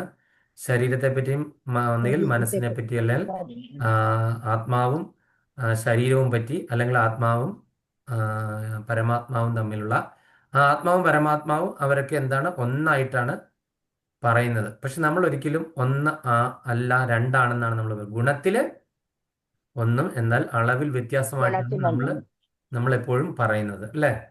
അപ്പൊ അതുകൊണ്ട് ഇങ്ങനെയുള്ള സാഖ്യയോഗം ജഡപദാർത്ഥത്തിന്റെ സ്വഭാവത്തെ വിശകലനം ചെയ്ത് പഠിക്കുന്നു. അപ്പൊ ഊഹാപോഹങ്ങളിലൂടെയാണ് ഇവർ ഇതെല്ലാം സമർത്ഥിക്കുന്നത് അല്ലേ. ഗവേഷണത്തിലൂടെ തത്വജ്ഞാനം നേടാൻ ഉദ്ദേശിക്കുന്നവരുടെ വഴിയാണ് മറ്റേത്. അപ്പം നമ്മൾ രണ്ട് കൂട്ടരായിട്ടുള്ള ആൾക്കാരെ പറ്റിയാണ് ഭഗവാൻ ഈ പറഞ്ഞ്. ഒരു കൂട്ടര് എന്താണ് ഈ സാഖ്യയോഗം അതുപോലെയുള്ള ചില വേദങ്ങളിലെ ചില കാര്യങ്ങളെല്ലാം എടുത്തു വെച്ചിട്ട് അവരെന്ത് ചെയ്യുന്നു, അവർ ഭയങ്കര ഒരു ഫിലോസഫി തന്നെ ഉണ്ടാക്കി വെക്കുന്നു അല്ലേ. അവർ ഈ പരമസത്യത്തെ അവരുടെ ഊഹാപോഹങ്ങളിലൂടെ അവർ മാറ്റിമറിക്കുന്നു. അപ്പോൾ ഇപ്പം നമ്മൾ ഇവരുമായിട്ട് സംസാരിക്കുമ്പോൾ വാദിച്ച് ജയിക്കത്തില്ല എന്ന് പറഞ്ഞു കഴിഞ്ഞാൽ നമുക്ക് ചില വേദങ്ങളിൽ ഉപനിഷത്തുകളിലും എല്ലാം പറഞ്ഞിരിക്കുന്ന മന്ത്രങ്ങൾ സഹിതം കാണാതെ കോട്ട് ചെയ്തിട്ട് അവർ പറയും ഇന്ന സ്ഥലത്ത് ഇന്നത് പറഞ്ഞിട്ടുണ്ട്. നോക്കുമ്പോൾ കൃത്യമാണ്. നമ്മൾ വീണു പോകും. നമുക്ക് അതിന് എതിരിടാനായിട്ട് നമ്മുടെ കയ്യിൽ യാതൊന്നുമില്ല. അപ്പോൾ അതുകൊണ്ട് എന്താണ് പറയുന്നത്, അങ്ങനെയുള്ള ആൾക്കാരുടെ പിടിയിൽ നമ്മൾ പെടുമ്പോൾ വളരെയധികം ശ്രദ്ധിക്കണം. നമ്മൾ ശ്രദ്ധിക്കേണ്ട കാര്യം എന്താണെന്ന് വെച്ച് കഴിഞ്ഞാൽ നമ്മൾ ഇവരുടെ അടിമയായി പോകരുത്. നമുക്ക് എന്താണ് പൂർണ്ണ വിശ്വാസം നമ്മൾ ചെയ്യുന്ന കാര്യങ്ങളിൽ ഉണ്ടായിരിക്കണം. നമ്മൾ പഠിക്കുന്ന കാര്യങ്ങളിലും നമ്മളെ പഠിപ്പിച്ച ആചാര്യന്മാരിലും പൂർണ്ണ വിശ്വാസം ഉണ്ടെങ്കിൽ മാത്രമേ ഉള്ളൂ ഇങ്ങനെയുള്ള ആൾക്കാരുടെ പിടിയിൽ നമ്മൾ പെടാതിരിക്കുകയുള്ളൂ. ഞാൻ ഒരു നമ്പൂതിരിയുടെ ഭാഗവതം ക്ലാസ് കേൾക്കാറുണ്ടായിരുന്നു. കാര്യം എനിക്ക് വലിയ ഇഷ്ടമാണ് കേൾക്കാൻ. നല്ല സുഖമാണ് കേട്ടിരിക്കാനായിട്ട്. ഹരിഗോവിന്ദൻ നമ്പൂതിരി യൂട്യൂബിൽ കിട്ടും. ഞാനിവിടെ ഭക്ഷണം കഴിച്ചുകൊണ്ടിരിക്കുമ്പോൾ എന്ത് ചെയ്യും, അദ്ദേഹത്തിൻ്റെ യൂട്യൂബ് ഒരെണ്ണം ഓണാക്കി ഇടുമ്പോഴത്തേനും അതിങ്ങനെ കേട്ട് കേട്ട് നല്ല സുഖിച്ച് ഭഗവാന്റെ കഥകളൊക്കെ പറഞ്ഞു വരുമ്പോഴത്തേനും എന്ത് ചെയ്യും, അദ്ദേഹം നമ്മളെല്ലാവരും ഒന്നാണെന്നുള്ള കുറേ കാര്യങ്ങൾ പറയും. അദ്ദേഹം അപ്പം ശ്രീരാമകൃഷ്ണ പരമഹംസന്റെ കോട്ടും രമണ മഹർഷിയുടെ കോട്ടൊക്കെ എടുത്തിട്ടാണ് അദ്ദേഹം നമ്മളോട് സംസാരിക്കും. പക്ഷെ ഞാൻ അദ്ദേഹത്തിനോട് കുറേ ചോദ്യങ്ങൾ ചോദിച്ചു. നമ്മൾ ഈ പറഞ്ഞനുസരിച്ചിട്ട് ഇപ്പം നമ്മൾ എല്ലാം ഒന്നാണ്. ഞാനും എൻ്റെ ഭാര്യയും അതുപോലെ തന്നെ എൻ്റെ അച്ഛനും അമ്മയും ഞങ്ങളെല്ലാവരും ഒന്നാണ്. അതെങ്ങനെ ഒന്നാകുന്നത്? ഒന്നാണെങ്കിൽ എല്ലാവരും ഒന്നായിട്ടിരുന്നാൽ മതിയില്ല. ഈ പ്രപഞ്ചവും നമ്മളും എല്ലാം ഒന്നാണെങ്കിൽ എല്ലാം ഒന്നായിട്ടിരുന്നാൽ പോലെ ഈ പലതായിട്ട് എന്താ കാണുന്നത്? അപ്പോൾ അദ്ദേഹം പറഞ്ഞു അതെല്ലാം മായയാണെന്ന്. നമ്മൾ പഠിക്കുന്നത് എന്താണ്, നമ്മുടെ ഉള്ളിലിരിക്കുന്നതും അവരുടെ ഉള്ളിലിരിക്കുന്നതെല്ലാം ജീവാത്മാക്കൾ, വ്യത്യസ്ത ജീവാത്മാക്കളാണ് അല്ലേ. ഒരു സ്വർണ്ണ ഖനിയിൽ നിന്ന് പൊട്ടിത്തെറിച്ച് പല സ്ഥലത്തായിട്ടും വിഭജിച്ച് കിടക്കുന്ന സ്വർണ്ണ തരി പോലെയാണ് നമ്മൾ ഓരോരുത്തരും അല്ലേ. അപ്പം ആ സ്വർണ്ണ ഖനിയാണ് പരമാത്മാവായിട്ടുള്ള ഭഗവാനും നമ്മൾ ആ ഓരോന്ന് തരികളുമാണ്. ഗുണം കൊണ്ട് നമ്മൾ ഒന്നാണ്. അല്ലാതെ നമ്മളും അതുപോലെ തന്നെ ഒരു വീട്ടിലിരിക്കുന്ന പട്ടി ഒന്നാണെന്ന് പറഞ്ഞാൽ നമുക്ക് എങ്ങനെ സമ്മതിക്കാൻ പറ്റുന്നത്? എൻ്റെ ശരീരത്തിലിരിക്കുന്ന പരമാത്മാവും ആ പട്ടിയുടെ ശരീരത്തിലിരിക്കുന്ന പരമാത്മാവും ഒരാൾ തന്നെയാണ് അല്ലേ. എൻ്റെ വീട്ടുമുറ്റത്തുള്ള ഒരു മരവും ഞാനും ഒന്നാണെന്ന് എനിക്ക് പറയാൻ പറ്റുമോ? ഇല്ല, ഒരിക്കലും പറ്റത്തില്ല അല്ലേ. എൻ്റെ ശരീരത്തിലിരിക്കുന്ന പരമാത്മാവും ആ മരത്തിൻ്റെ ഉള്ളിലുള്ള പരമാത്മാവും ഒരാൾ തന്നെയാണ് എന്ന് നമുക്ക് പറയാൻ പറ്റും. കാര്യം പരമാത്മാവ് സർവ്വവ്യാപിയാണ്, എല്ലായിടത്തും നിറഞ്ഞു നിൽക്കുന്നു. അദ്ദേഹത്തിന് എന്താണ് രൂപമുണ്ട്. അതുകൊണ്ട് നമ്മൾ ആ സ്വരൂപനായിട്ടുള്ള ആ പരമാത്മാവ് ഒന്ന് തന്നെയാണ്. അതല്ലാതെ നമ്മൾ ഒന്നല്ല ഒരിക്കലും. നമ്മൾ വ്യത്യസ്തമായ സമയങ്ങളിൽ വ്യത്യസ്തമായ ഉടുപ്പുകളായിരുന്നു ഇട്ടിരുന്നത് അല്ലേ, പല പല ജന്മങ്ങളിൽ. എന്നിട്ട് ഈ സമയത്ത് നമ്മൾ എല്ലാവരും ഈ ഒരു വെയിറ്റ് ഷെഡിൽ ഒന്നിച്ചു കൂടി. അത് കഴിഞ്ഞിട്ട് നമ്മൾ നമ്മുടേതായ വന്നത് പലതായിട്ട് വന്നു, പോകുന്നതും പലതായിട്ടാണ്. ഒരുമിച്ച് പോകണമെങ്കിൽ എങ്ങനെയാണ്, വല്ല ഫ്ലൈറ്റ് അപകടമോ അല്ലെങ്കിൽ ഉരുൾപൊട്ടലോ സുനാമി എല്ലാം വരികയാണ്, ഒരുമിച്ച് പോകും. അല്ലെങ്കിൽ എന്താണ്, വന്നത് പലതായിട്ട് വന്നു, പോയത് പലതായിട്ട് പോകും, ഒരുമിച്ചല്ല പോകുന്നത്. കൂടിയല്ല പിറക്കുന്ന നേരത്ത് അതുണ്ടല്ലോ, ജനിക്കുന്ന നേരത്ത് മദ്യ എങ്ങനെ കാണുന്ന നേരത്ത് മത്സരിക്കുന്നത് എന്തിന് നാം വൃഥ എന്നാരാണ് പറഞ്ഞിരിക്കുന്നത്? പൂന്താനം പറഞ്ഞിരിക്കുന്നത് അല്ലേ. നമ്മൾ ആരെങ്കിലും ഒരുമിച്ചാണ് പിറക്കുന്നത്. ഈ കൃഷ്ണഭാഗവത്തിൽ നമ്മൾ പഠിക്കേണ്ട കാര്യങ്ങൾ മുഴുവൻ പൂന്താനം ജ്ഞാനപ്പാനെ പറഞ്ഞിട്ടുണ്ട്. പച്ച മലയാളത്തിൽ എഴുതി വെച്ചിരിക്കും, ആർക്കും അറിയില്ല അല്ലേ. അപ്പം അദ്ദേഹം പറഞ്ഞിട്ടുണ്ട്, കൂടിയല്ല പിറക്കുന്ന നേരത്തും കൂടിയല്ല മരിക്കുന്ന നേരത്തും മദ്യം ഇങ്ങനെ കാണും. നമ്മൾ ഇടയ്ക്ക് ഇങ്ങനെ കാണുന്ന നേരത്ത് നമ്മൾ എന്തിനാ ഇവർ ചീപ്പ് സെന്റിമെന്റ്സ് ഈഗോയും വെച്ചുകൊണ്ടിരിക്കുന്നത് അല്ലേ. അപ്പൊ അങ്ങനെ ബുദ്ധിയോഗം എന്ന കൃഷ്ണാബോധത്തിൽ പദ്ധതിക്ക് അനുസരിച്ച് പ്രവർത്തിക്കുന്നതിൽ കർമ്മബന്ധങ്ങളിൽ നിന്നും മുക്തരാകുന്നു മാത്രമല്ല ആ പ്രക്രിയയിൽ പിഴയൊന്നും വരാൻ ഇടയില്ലെന്നും കൂടി 39-ാമത്തെ ശ്ലോകത്തിൽ ഭഗവാൻ പറഞ്ഞിരിക്കുന്നു. അപ്പം നമ്മൾ ബുദ്ധിയോഗം ആകുന്ന കൃഷ്ണാവബോധം പ്രാക്ടീസ് ചെയ്യുന്നവർ, ബുദ്ധിയുള്ളവർ മാത്രമേ നമ്മൾ പറഞ്ഞു അല്ലേ കൃഷ്ണാവബോധത്തിൽ വരുള്ളൂ. അല്ലാത്ത ആൾക്കാർ 100 കൂട്ടം ചോദ്യം ചോദിച്ച് അവരതിൽ നിന്ന് തന്നെ താനെ രക്ഷപ്പെട്ട് എങ്ങോട്ടേലും പോകും. അത് അവസാനം അവർ അധോഗതിയിലായി തീരുകയും ചെയ്യും. പക്ഷെ അതൊന്നും അവർ പറഞ്ഞാൽ മനസ്സിലാകില്ല, ആൾക്കാർ പറഞ്ഞു കൊടുത്താലൊന്നും മനസ്സിലാകില്ല. പിന്നെ എന്താണ്, അനുഭവിച്ച് അവരുടെ സമയം കഴിഞ്ഞു പോകും. പിന്നെ എന്താണ്, കൈവിട്ട് പോകുന്ന അവസ്ഥയിൽ എന്തെങ്കിലും ചെയ്തിട്ട് കാര്യമുണ്ടോ? ഓൾറെഡി വെള്ളത്തിൽ അങ്ങ് മുങ്ങി താന്നു കഴിഞ്ഞു. ഇനി എങ്ങനെ കരകയറേണ്ടി പറ്റും? അങ്ങ് മുങ്ങി താന്നുകൊണ്ടിരിക്കുക അല്ലേ. വേറെ എന്തെങ്കിലും പറ്റുമോ? അതിന് അവസരം ഉണ്ടായിരുന്നു നേരത്തെ ഒരു പിടിവള്ളിയൊക്കെ ഉണ്ടായിരുന്ന സമയത്ത് എന്ത് ചെയ്തു? ഇതല്ല പരമസത്യം എന്നും പറഞ്ഞിട്ട് വേറെ എവിടെയാണെന്നും പറഞ്ഞത് അത് അന്വേഷിച്ചിട്ട് അവരുടെ കൂടെ അങ്ങ് പോയി. എന്നിട്ട് എന്ത് മാർഗം ഉണ്ടായി? അവരെ നമ്മളെ രക്ഷപ്പെടുത്താണ്ട് അവരാരെങ്കിലും വന്നോ? ഇല്ല. ആരൊക്കെയോ ചാടിച്ചുകൊണ്ട് പോയി കൃഷ്ണാവബോധത്തിൽ നിന്ന്. എന്നിട്ട് പോയിട്ട് എന്താ വഴി കിട്ടിയവർക്ക്? എന്ത് നല്ല കാര്യം കിട്ടി? ഒന്നും തന്നെ കിട്ടിയില്ല. അപ്പൊ അതുകൊണ്ട് കൃഷ്ണനെ പൂർണ്ണമായി ആശ്രയിക്കലാണെന്നും അങ്ങനെ സർവ്വേന്ദ്രിയങ്ങളും ഞങ്ങളെ നിയന്ത്രിക്കാൻ നിഷ്പ്രയാസം കഴിയുമെന്നും 61-ാമത്തെ ശ്ലോകത്തിൽ നിന്ന് സ്പഷ്ടമാകുന്നുണ്ട്. അപ്പൊ സർവ്വ ഇന്ദ്രിയങ്ങളെ നമുക്ക് നിയന്ത്രിക്കാൻ സാധിക്കും. ഇപ്പൊ ഇന്ദ്രിയ നിഗ്രഹണത്തെ പറ്റിയാണല്ലോ നമ്മൾ കഴിഞ്ഞ അധ്യായത്തിലെ ലാസ്റ്റ് കുറെ ശ്ലോകങ്ങളിൽ പറഞ്ഞത്, അല്ലേ? സർവ്വ ഇന്ദ്രിയങ്ങളെ നമുക്ക് നിയന്ത്രിക്കാനായിട്ട് സാധിക്കും. മനസ്സും ബുദ്ധിയെയും അതുപോലെ ഇന്ദ്രിയങ്ങളെ ഒക്കെ തന്നെ നിയന്ത്രിക്കാനായിട്ട് നമ്മൾ ഭക്തിയുത സേവനം ചെയ്യണം, ഡിവോഷണൽ സർവീസ് ചെയ്യുക. ഇത് മാത്രമാണ് ഇന്ദ്രിയങ്ങളെ നിയന്ത്രിക്കാനായിട്ടുള്ള ഒരേ ഒരു ആ ഇന്ദ്രിയങ്ങളെ അംബരീഷ മഹാരാജാവ് എങ്ങനെ തൻ്റെ ഇന്ദ്രിയങ്ങളെ എല്ലാം തന്നെ ഭഗവാന്റെ ഭക്തിയുത സേവനത്തിലേക്ക് വിനിയോഗിച്ചു, അതേപോലെ തന്നെ നമ്മളും അതുപോലെ ഇത് വിനിയോഗിക്കണം എന്നുള്ള എക്സാമ്പിളാണ് നമ്മൾ കണ്ടത്. അംബരീഷ മഹാരാജാവ് ഓരോ ഇന്ദ്രിയങ്ങളെയും ചെവി, മാതാജി തെറ്റായിട്ട് എഴുതിയത് ഏതൊക്കെയായിരുന്നു മാതാജിക്ക് ഓർമ്മയുണ്ടോ? അപ്പോൾ ജ്ഞാനാംബിക മാതാജിക്ക് അദ്ദേഹത്തിന്റെ 2 കൈകൾ കൊണ്ട് എന്ത് ചെയ്തു? 2 ചെവികൾ ശ്രവണം അതുകൊണ്ട് എന്ത് ചെയ്തു? 2 കണ്ണുകൾ കൊണ്ട് എന്ത് ചെയ്തു? മാതാജി പറയുന്നത് കേൾക്കുന്നില്ല.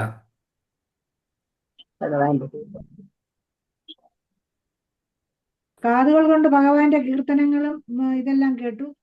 പിന്നെ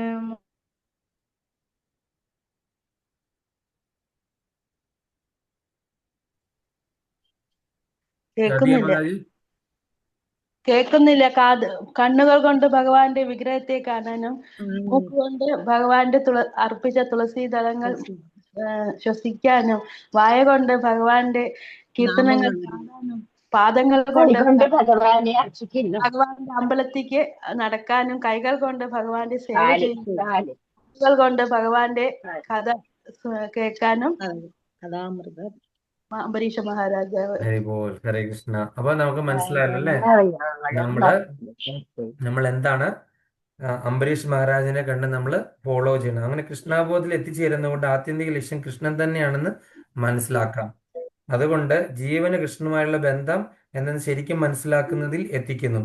അതുകൊണ്ട് കൃഷ്ണാബോധത്തിലേക്ക് ഉള്ള നേർവഴി നമ്മൾ തിരഞ്ഞെടുക്കണം കൃഷ്ണാബോധത്തിലേക്ക് എത്തിച്ചേരാനായിട്ടുള്ളത്. ഇപ്പൊ കൃഷ്ണാബോധം തന്നെ ഒരു ശുദ്ധീകരണ പ്രക്രിയയാണ്. ഭക്തിപൂർവമായ സേവനത്തിന്റെ നേരിട്ടുള്ള മാർഗത്തിലൂടെ അത് പ്രയാസരഹിതവും അതേസമയം ശ്രേഷ്ഠവുമാകുന്നു.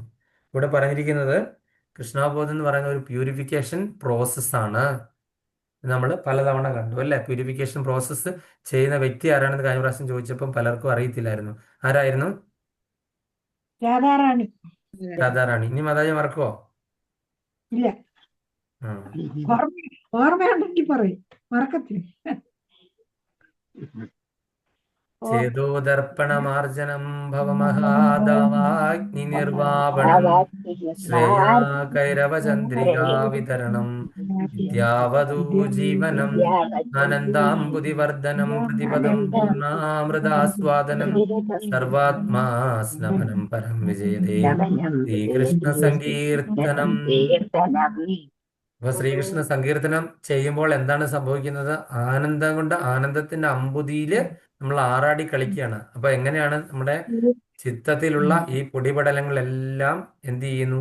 ഈ ഭഗവാന്റെ ആനന്ദശക്തി അല്ലെങ്കിൽ അന്തരംഗ ശക്തി, ആഹ്ലാദിനി ശക്തി അത് തുടച്ച് മാറ്റുമ്പോൾ നമ്മുടെ ഉള്ളിൽ നമ്മൾ ഭഗവാനെ കാണണം, നമ്മളുടെ ഉള്ളിൽ.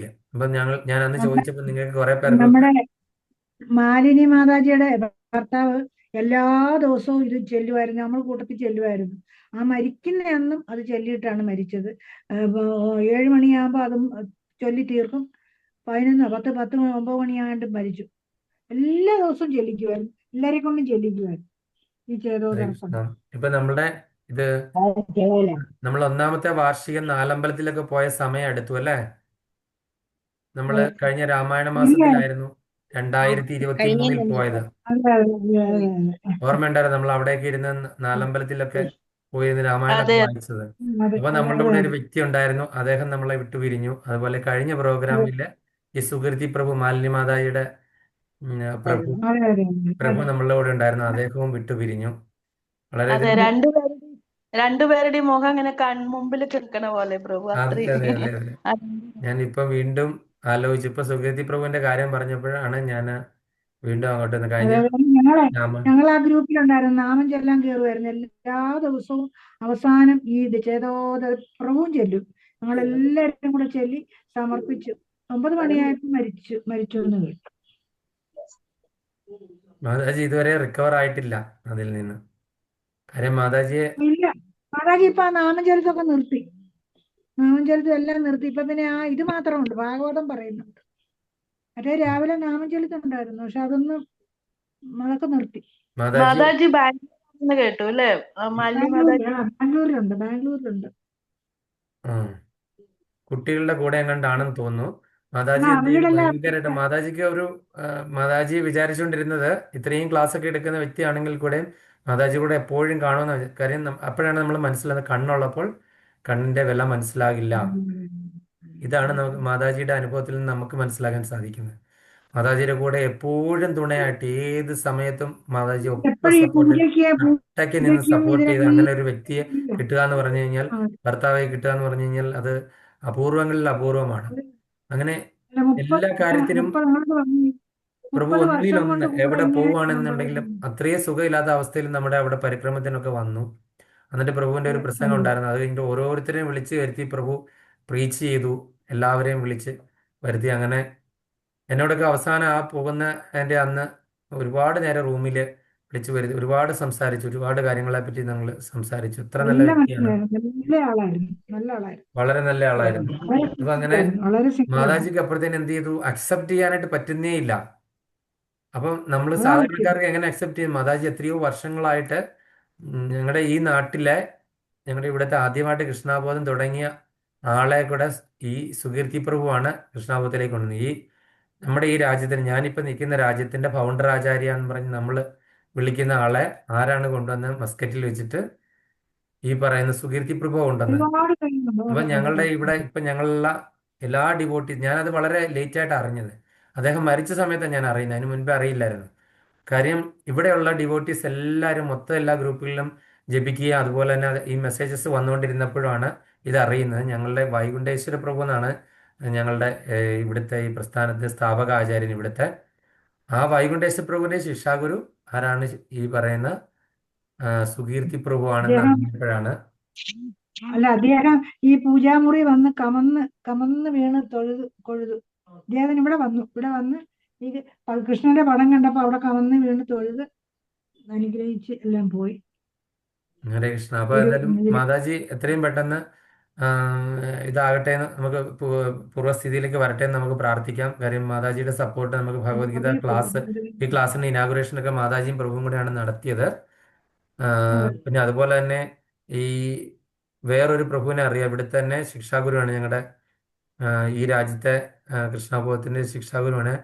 അദ്ദേഹത്തിന്റെ പേര് ഗിരി ഗോവർദ്ധൻ പ്രഭു. നിങ്ങൾക്കൊക്കെ അറിയാവുന്നതാണ്. ഗിരി ഗോവർദ്ധൻ പ്രഭു തിരുവനന്തപുരം ലൊക്കേറ്റ് ചെയ്തിട്ട് അദ്ദേഹം ഒരുപാട് ക്ലാസ്സുകളൊക്കെ ഉണ്ട്, യൂട്യൂബിലൊക്കെ ഉണ്ട്. അദ്ദേഹം ഇവിടെ സപ്താഹം എടുക്കാൻ വന്നിട്ടുണ്ട്. രാമായണ സപ്താഹം എടുത്തിട്ടുണ്ട്, ഭാഗവത സപ്താഹം എടുത്തിട്ടുണ്ട്. അങ്ങനെ ഞാൻ കേൾക്കാറുണ്ട്, പ്രഭുവിന്റെ ക്ലാസ് ഇട്ടുണ്ട് യൂട്യൂബില്. അദ്ദേഹം ഇവിടുന്ന് പോകാനായിട്ടുള്ള കാര്യവും എനിക്കിപ്പോൾ പറയാനായിട്ട് സാധിക്കത്തില്ല. അങ്ങനെ ഒരു പ്രത്യേക സാഹചര്യത്തിലാണ് ഇവിടുന്ന് പോകേണ്ടി വന്നത്. അദ്ദേഹത്തിന് മോൻ മരിച്ചു അതല്ലേ പ്രഭു? ട്രെയിൻ അത് ആക്സിഡന്റ് കഴിഞ്ഞിട്ട് മരിച്ചല്ലേ? അദ്ദേഹത്തിന്റെ മോൻ ട്രെയിൻ തട്ടി മരിച്ചു പോയി പാലക്കാട്ട് വെച്ചിട്ട്.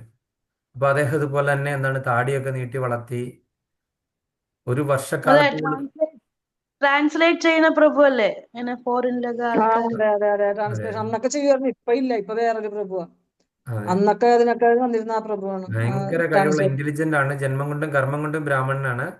അപ്പൊ അതുപോലെ അദ്ദേഹം, മാതാജിയുടെ പേര് ഗോകുല ഗൗരാംഗി എന്നാണ്. മകൻ ഈ പറയുന്ന പോലെ അദ്ദേഹത്തിന്റെ മകന്റെ പേരെന്തായിരുന്നു? ഹരി എന്തോന്ന് അങ്ങനെ എന്തോ അല്ലല്ല, പേര് തോന്നുന്നു. അമൃത ഗൗരഹരി. അവിടെ ഗൗരഹരി ഗൗരഹരി ഹരി എന്നുണ്ടായിരുന്നു. അതെ. ഗൗരഹരി. അതുപോലെ തന്നെ അനിയൻ ഉണ്ടായിരുന്നു മാധവ്. ഗൗരഹരിയും മാധവും. ഗൗരഹരി മാധവ് ഇപ്പൊ ഇനീഷ്യേറ്റഡ് ആയി. ഒരു വർഷത്തിന് ശേഷം മായാപുര പ്രഭു അവിടെ ഭയങ്കര അന്നദാനമൊക്കെ ഗംഗാ പൂജകളൊക്കെ ചെയ്ത് അങ്ങനെ എല്ലാം കഴിഞ്ഞ് പിന്നീടാണ് വീണ്ടും ഇപ്പം ക്ലാസ്സൊക്കെ തുടങ്ങി വീണ്ടും പിന്നെ ഭക്തി രസാമൃത സിന്ധു അങ്ങനെയുള്ള കാര്യങ്ങളൊക്കെ എടുത്തു തുടങ്ങി. അങ്ങനെ പ്രഭു പൂർവാധികതായിട്ട് തിരിച്ചെത്തി. പക്ഷെ നമുക്ക് മനസ്സിലാക്കാൻ പറ്റാവുന്ന കാര്യം, നമ്മൾ തത്വങ്ങൾ പറയുകയാണെങ്കിൽ നമ്മളെ സ്വന്തം കാര്യത്തിൽ വരുമ്പോൾ നമ്മളെല്ലാം പരാജയപ്പെട്ടു പോകും. അത് എത്ര വലിയ ഉയർന്ന വ്യക്തികളാണെങ്കിൽ പോലും. കാര്യം ഇത് നമുക്ക് ആർക്കും ഉൾക്കൊള്ളാനായിട്ട് പറ്റത്തില്ല. ചില സാഹചര്യങ്ങളിൽ നമുക്ക് പറയാൻ പറ്റത്തില്ല നമ്മളും അങ്ങനെ തന്നെ ആകുമോ. പ്രതിസന്ധികളിൽ എങ്ങനെ തരണം ചെയ്യണം നമ്മൾ എല്ലാം പഠിച്ചെങ്കിലും നമ്മളൊരു പ്രതിസന്ധി വന്നു കഴിഞ്ഞാൽ നമ്മൾ അതിൻ്റെ ഉള്ളിൽ മുങ്ങിത്താണ് പോകും. അപ്പോൾ അതാണ് നമ്മൾ മനുഷ്യരായിട്ട് പിറന്നത് കൊണ്ട് നമ്മൾ ഏത് ലെവലിൽ എത്തിയെങ്കിലും അവരെല്ലാവരും കൂപ്പുകുത്തും പ്രതിസന്ധികൾ വന്നു കഴിഞ്ഞാൽ. തത്വം പറയാനായിട്ട് ഡയലോഗ് ഇടാനായിട്ട് എളുപ്പമാണ്, പ്രാവർത്തികമാക്കാനായിട്ട് വളരെയധികം ബുദ്ധിമുട്ടാണ്. അപ്പൊ കൃഷ്ണാവബോധം എന്ന് പറയുന്ന ഒരു ശുദ്ധീകരണ പ്രക്രിയയാണ്. നമ്മളിപ്പോൾ ചേതോദർപ്പണം എങ്ങനെയാണ് ക്ലീൻ ചെയ്യേണ്ടതെന്ന് നമ്മൾ മനസ്സിലാക്കി. ഭക്തിപൂർവമായ സേവനത്തിന്റെ നേരിട്ടുള്ള മാർഗത്തിലൂടെ അത് പ്രയാസരഹിതവും അതേസമയം ശ്രേഷ്ഠവുമാക്കി മാറ്റാനായിട്ട് സാധിക്കുന്നുണ്ട്. അത് ഭക്തിപൂർവമായ സേവനം നമ്മൾ ചെയ്തുകൊണ്ട് അത് നമ്മൾ അത് വളരെ ആയാസമാക്കിയിട്ട് മാറ്റാം. നമുക്കിപ്പോൾ ഈ ചെയ്യുന്ന പ്രോസസ്സുകളൊക്കെ വളരെ ബുദ്ധിമുട്ടുകളായിട്ട് തോന്നും അല്ല. ഇതൊക്കെ പറഞ്ഞു കഴിയുമ്പോൾ ഓഫർ ചെയ്യണമെന്ന് പറഞ്ഞ് അതൊന്നും നടക്കത്തില്ല പ്രഭു, എൻ്റെ വീട്ടിൽ അതൊന്നും നടക്കില്ല. 16 മാല ജപിക്കാനുണ്ട്, അത് നടക്കില്ല പ്രഭു, എനിക്ക് ഒരു മാല ജപിക്കാനുള്ള നേരം പോലും ഇല്ല. ഞാൻ വിളക്ക് കത്തിക്കുമ്പോൾ എന്ത് ചെയ്യുന്നു, ഞാൻ ഹരേ രാമ ഹരേ കൃഷ്ണ എന്ന് 2 പ്രാവശ്യം ഞാൻ ജപിക്കുന്നുണ്ട്, അത്രയേ ഉള്ളൂ പ്രഭു പറ്റുന്നുള്ളൂ, എനിക്ക് നേരമില്ല. പക്ഷേ ഞാൻ ഭക്ഷണം കഴിക്കുന്നുണ്ടോ എന്ന് ചോദിച്ചു കഴിഞ്ഞാൽ ഞാൻ ഭക്ഷണം കഴിക്കുന്നുണ്ട് 3 നേരം. ഞാൻ ബാക്കിയുള്ള എൻ്റെ പ്രാഥമിക ആവശ്യങ്ങളൊക്കെ നിർവഹിക്കുന്നുണ്ട്, അത് ചെയ്യുന്നുണ്ട്. ഞാൻ ടി വി കാണുന്നുണ്ടോ എന്ന് ചോദിച്ചാൽ 3-4 മണിക്കൂർ ഞാൻ ടി വി കാണുന്നുണ്ട്. അതുപോലെ തന്നെ ഞാൻ പരദൂഷണം പറയാറുണ്ടോ എന്ന് ചോദിച്ചു കഴിഞ്ഞാൽ അത് ഇഷ്ടം പോലെ. ഇതിനെല്ലാം സമയമുണ്ട്, പക്ഷെ ഇതിന് മാത്രം നമുക്ക് സമയമില്ല. നമ്മളങ്ങനെ ഭക്തിപൂർവമായ സേവനത്തിൽ നേരിട്ടുള്ള മാർഗത്തിൽ കൂടെ നമ്മൾ മുന്നോട്ട് വരുവാണെന്നുണ്ടെങ്കിൽ അത് പ്രയാസരഹിതമായിട്ട് തീരും. ആദ്യ പ്രയാസമായിട്ട് തോന്നും, എവറസ്റ്റ് കൊടുമുടി പോലെ തോന്നുമെങ്കിലും പിന്നീട് അതൊരു സമതലമായി മാറും. അത്രയ്ക്ക് ആണ് ഈ ഭക്തിയുത സേവനത്തിൽ നമ്മൾ മുന്നോട്ട് പോയുള്ള അതിൻ്റെ ഒരു മഹിമ, അതത്ര ശ്രേഷ്ഠവുമാകുന്നു എന്നാണ് ഇവിടെ പറഞ്ഞിരിക്കുന്നത്. അതുകൊണ്ട് നമ്മളുടെ ഇന്നത്തെ ക്ലാസ് 3 ശ്ലോകങ്ങൾ എടുത്ത് കഴിഞ്ഞിരിക്കുന്നു. നമ്മൾ തുടർന്ന് അങ്ങോട്ട് കർമ്മത്തെ പറ്റിയൊക്കെ അങ്ങോട്ട് പറയും, കുറേ ക്ലാസ്സുകളിൽ കൊണ്ട് നമുക്ക് മനസ്സിലാക്കാം. അപ്പൊ ഇതിലെന്തെങ്കിലും സംശയം? ഒരാള് പിന്നെ ഇതിനകത്ത് വരണം എന്ന് പറഞ്ഞിട്ടുണ്ട്. അപ്പൊ ഞാൻ ലിങ്ക് ഇട്ട് കൊടുത്താൽ മതി, അതോ പ്രഭു പേരും ഒക്കെ അതിനകത്ത് കുറിച്ച് വെക്കണോ? മാതാജി, എനിക്ക് അയാളെ ആഡ് ചെയ്യാനായിട്ട് പറ. ഗ്രൂപ്പിൽ ഞാൻ ആഡ് ചെയ്യുമ്പോൾ ലിങ്ക് ഒക്കെ വരുമ്പോൾ കാണാമല്ലോ അവർക്ക്. മാതാജി എല്ലാം ഫോർവേഡ് ചെയ്ത് കൊടുക്കാൻ ബുദ്ധിമുട്ടുണ്ടാ? അവരുടെ ഫോൺ നമ്പർ തരിക, ഞാൻ ഇട്ട് കൊടുക്കാം. ഞാൻ പേരും നമ്പരും തരാം.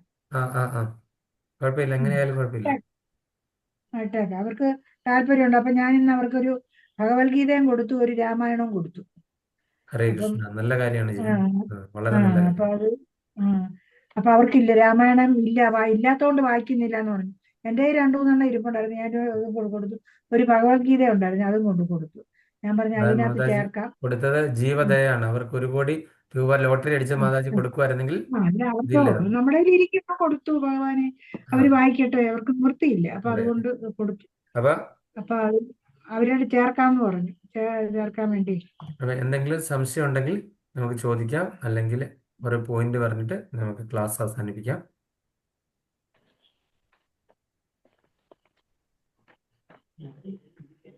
സംശയം ആർക്കും ഇല്ലാത്ത സ്ഥിതിക്ക് പോയിന്റിലേക്ക് കിടക്കാം. രാധിക മാതാജി. ഹരേ കൃഷ്ണ. കൃഷ്ണാവബോധത്തോടെയുള്ള പ്രവർത്തനം.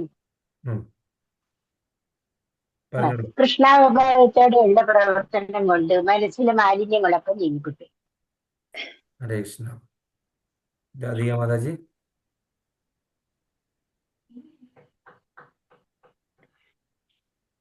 മാതാജി കാണുന്നു. പോട്ടെ. ശരി മാതാജി, ക്ലാസ് കഴിഞ്ഞ് പോയിക്കോളൂ. ഹരേ കൃഷ്ണ പ്രഭു. ഞാൻ എഴുതി വെച്ചിട്ടൊന്നുമില്ല പ്രഭു, എനിക്ക് എന്താ പറയാ. നമ്മൾ ഒരുപാട് കാര്യങ്ങളെ പറ്റി പറഞ്ഞല്ലോ, എത്രയോ പറഞ്ഞു, ഒരുപാട് സംസാരിച്ചു, കേട്ടു. പക്ഷെ എന്താ പറയാന്ന് പെട്ടെന്ന് മറന്നു. എല്ലാം ഹരേ കൃഷ്ണ. ഭഗവാന്റെ ആ ഒരു എന്താണ് നമുക്ക് എപ്പോഴും ഭഗവാന്റെ തിരുനാമ ഉച്ചാരണം കൊണ്ട് കൃഷ്ണാവബോധത്തിൽ പൂർണ്ണത വരാൻ നമുക്ക് സാധിക്കും. പറഞ്ഞ പോലെ അംബരീഷന്റെ കഥ പറഞ്ഞ പോലെ നമ്മുടെ ഓരോരോ ഇന്ദ്രിയങ്ങളും ഭഗവാന് വേണ്ടി സേവിക്കുകയും ഭഗവാന് വേണ്ടി ഭഗവാന്റെ ഭക്തന്മാരെ സേവിക്കാനും വേണ്ടി നമ്മൾ ഉപയോഗിക്കുക. നമുക്ക് അത് കൃഷ്ണാവബോധത്തിൽ അത് ഉയർന്നു വരാനേ ഉള്ളൂ. ഹരേ കൃഷ്ണ. സഹായിക്കും അല്ലേ? ഹരേ കൃഷ്ണ. ഹരേ. അടുത്തത് ഞാനൊന്ന് എക്സിറ്റ് ആണ്. ശരി ഹരേ മാതാജി. കൃഷ്ണ. സുജന മാതാജി. തത്വശാസ്ത്രപരമായ തത്വശാസ്ത്രപരമായ പ്രക്രിയയിലൂടെ ഇന്ദ്രിയ ശുദ്ധീകരണം വേണമെന്നില്ല. കൃഷ്ണബോധം തന്നെ ഒരു ശുദ്ധീകരണ പ്രക്രിയയാണ്. ഭക്തിപൂർവമായ സേവനത്തിന്റെ നേരിട്ടുള്ള മാർഗത്തിലൂടെ അത് പ്രയാസരഹിതവും അതേസമയം ശ്രേഷ്ഠവും ആകുന്നു. ഹരേ ഹരേ കൃഷ്ണ. ഹരേ കൃഷ്ണ മാതാജി. Thank you Mataji. നല്ല പോയിന്റാണ് പറഞ്ഞത്. ഹരേ കൃഷ്ണ. അടുത്തത് ജ്ഞാനാഭിയ മാതാജി. ഫലകാംക്ഷയോട് ചെയ്യുന്ന കർമ്മത്തെക്കാൾ ശ്രേഷ്ഠമാണ് ബുദ്ധിയോഗമെന്ന് ഭഗവാൻ പറയുന്നു. ബുദ്ധിയോഗം എന്ന് പറഞ്ഞാൽ അത് കൃഷ്ണാവബോധം തന്നെയാണല്ലേ? കൃഷ്ണാവബോധം. ആ, ഹരേ കൃഷ്ണ. അടുത്തത് ഗീതാ മാതാജി. ഹരേ കൃഷ്ണ. ഹരേ കൃഷ്ണ. തത്വശാസ്ത്രപരമായ അനുമാനം വളഞ്ഞ വഴിക്ക് കൃഷ്ണാബോധത്തിൽ എത്തിക്കുമ്പോൾ നേർവഴി കൃഷ്ണാബോധം സംബന്ധിച്ച എല്ലാറ്റിനോടും നേരിട്ട് ബന്ധപ്പെടുന്നു. ഹരേ കൃഷ്ണ. ഇവയിൽ കൃഷ്ണാബോധത്തിലേക്കുള്ള നേർവഴിയാണ് ഉത്തമം. ഹരേ കൃഷ്ണ. ഹരേ കൃഷ്ണ. ഹരേ കൃഷ്ണ മാതാജി. രതിദേവി മാതാജി. ഹരേ കൃഷ്ണ. കൃഷ്ണാവബോധം ഒരു പരിപൂർണ ശുദ്ധീകരണമാണ്. ബുദ്ധിയുള്ളവർ മാത്രമേ കൃഷ്ണാവബോധത്തിൽ എത്തപ്പെടുന്നു. ഹരേ കൃഷ്ണ. ഹരേ കൃഷ്ണ.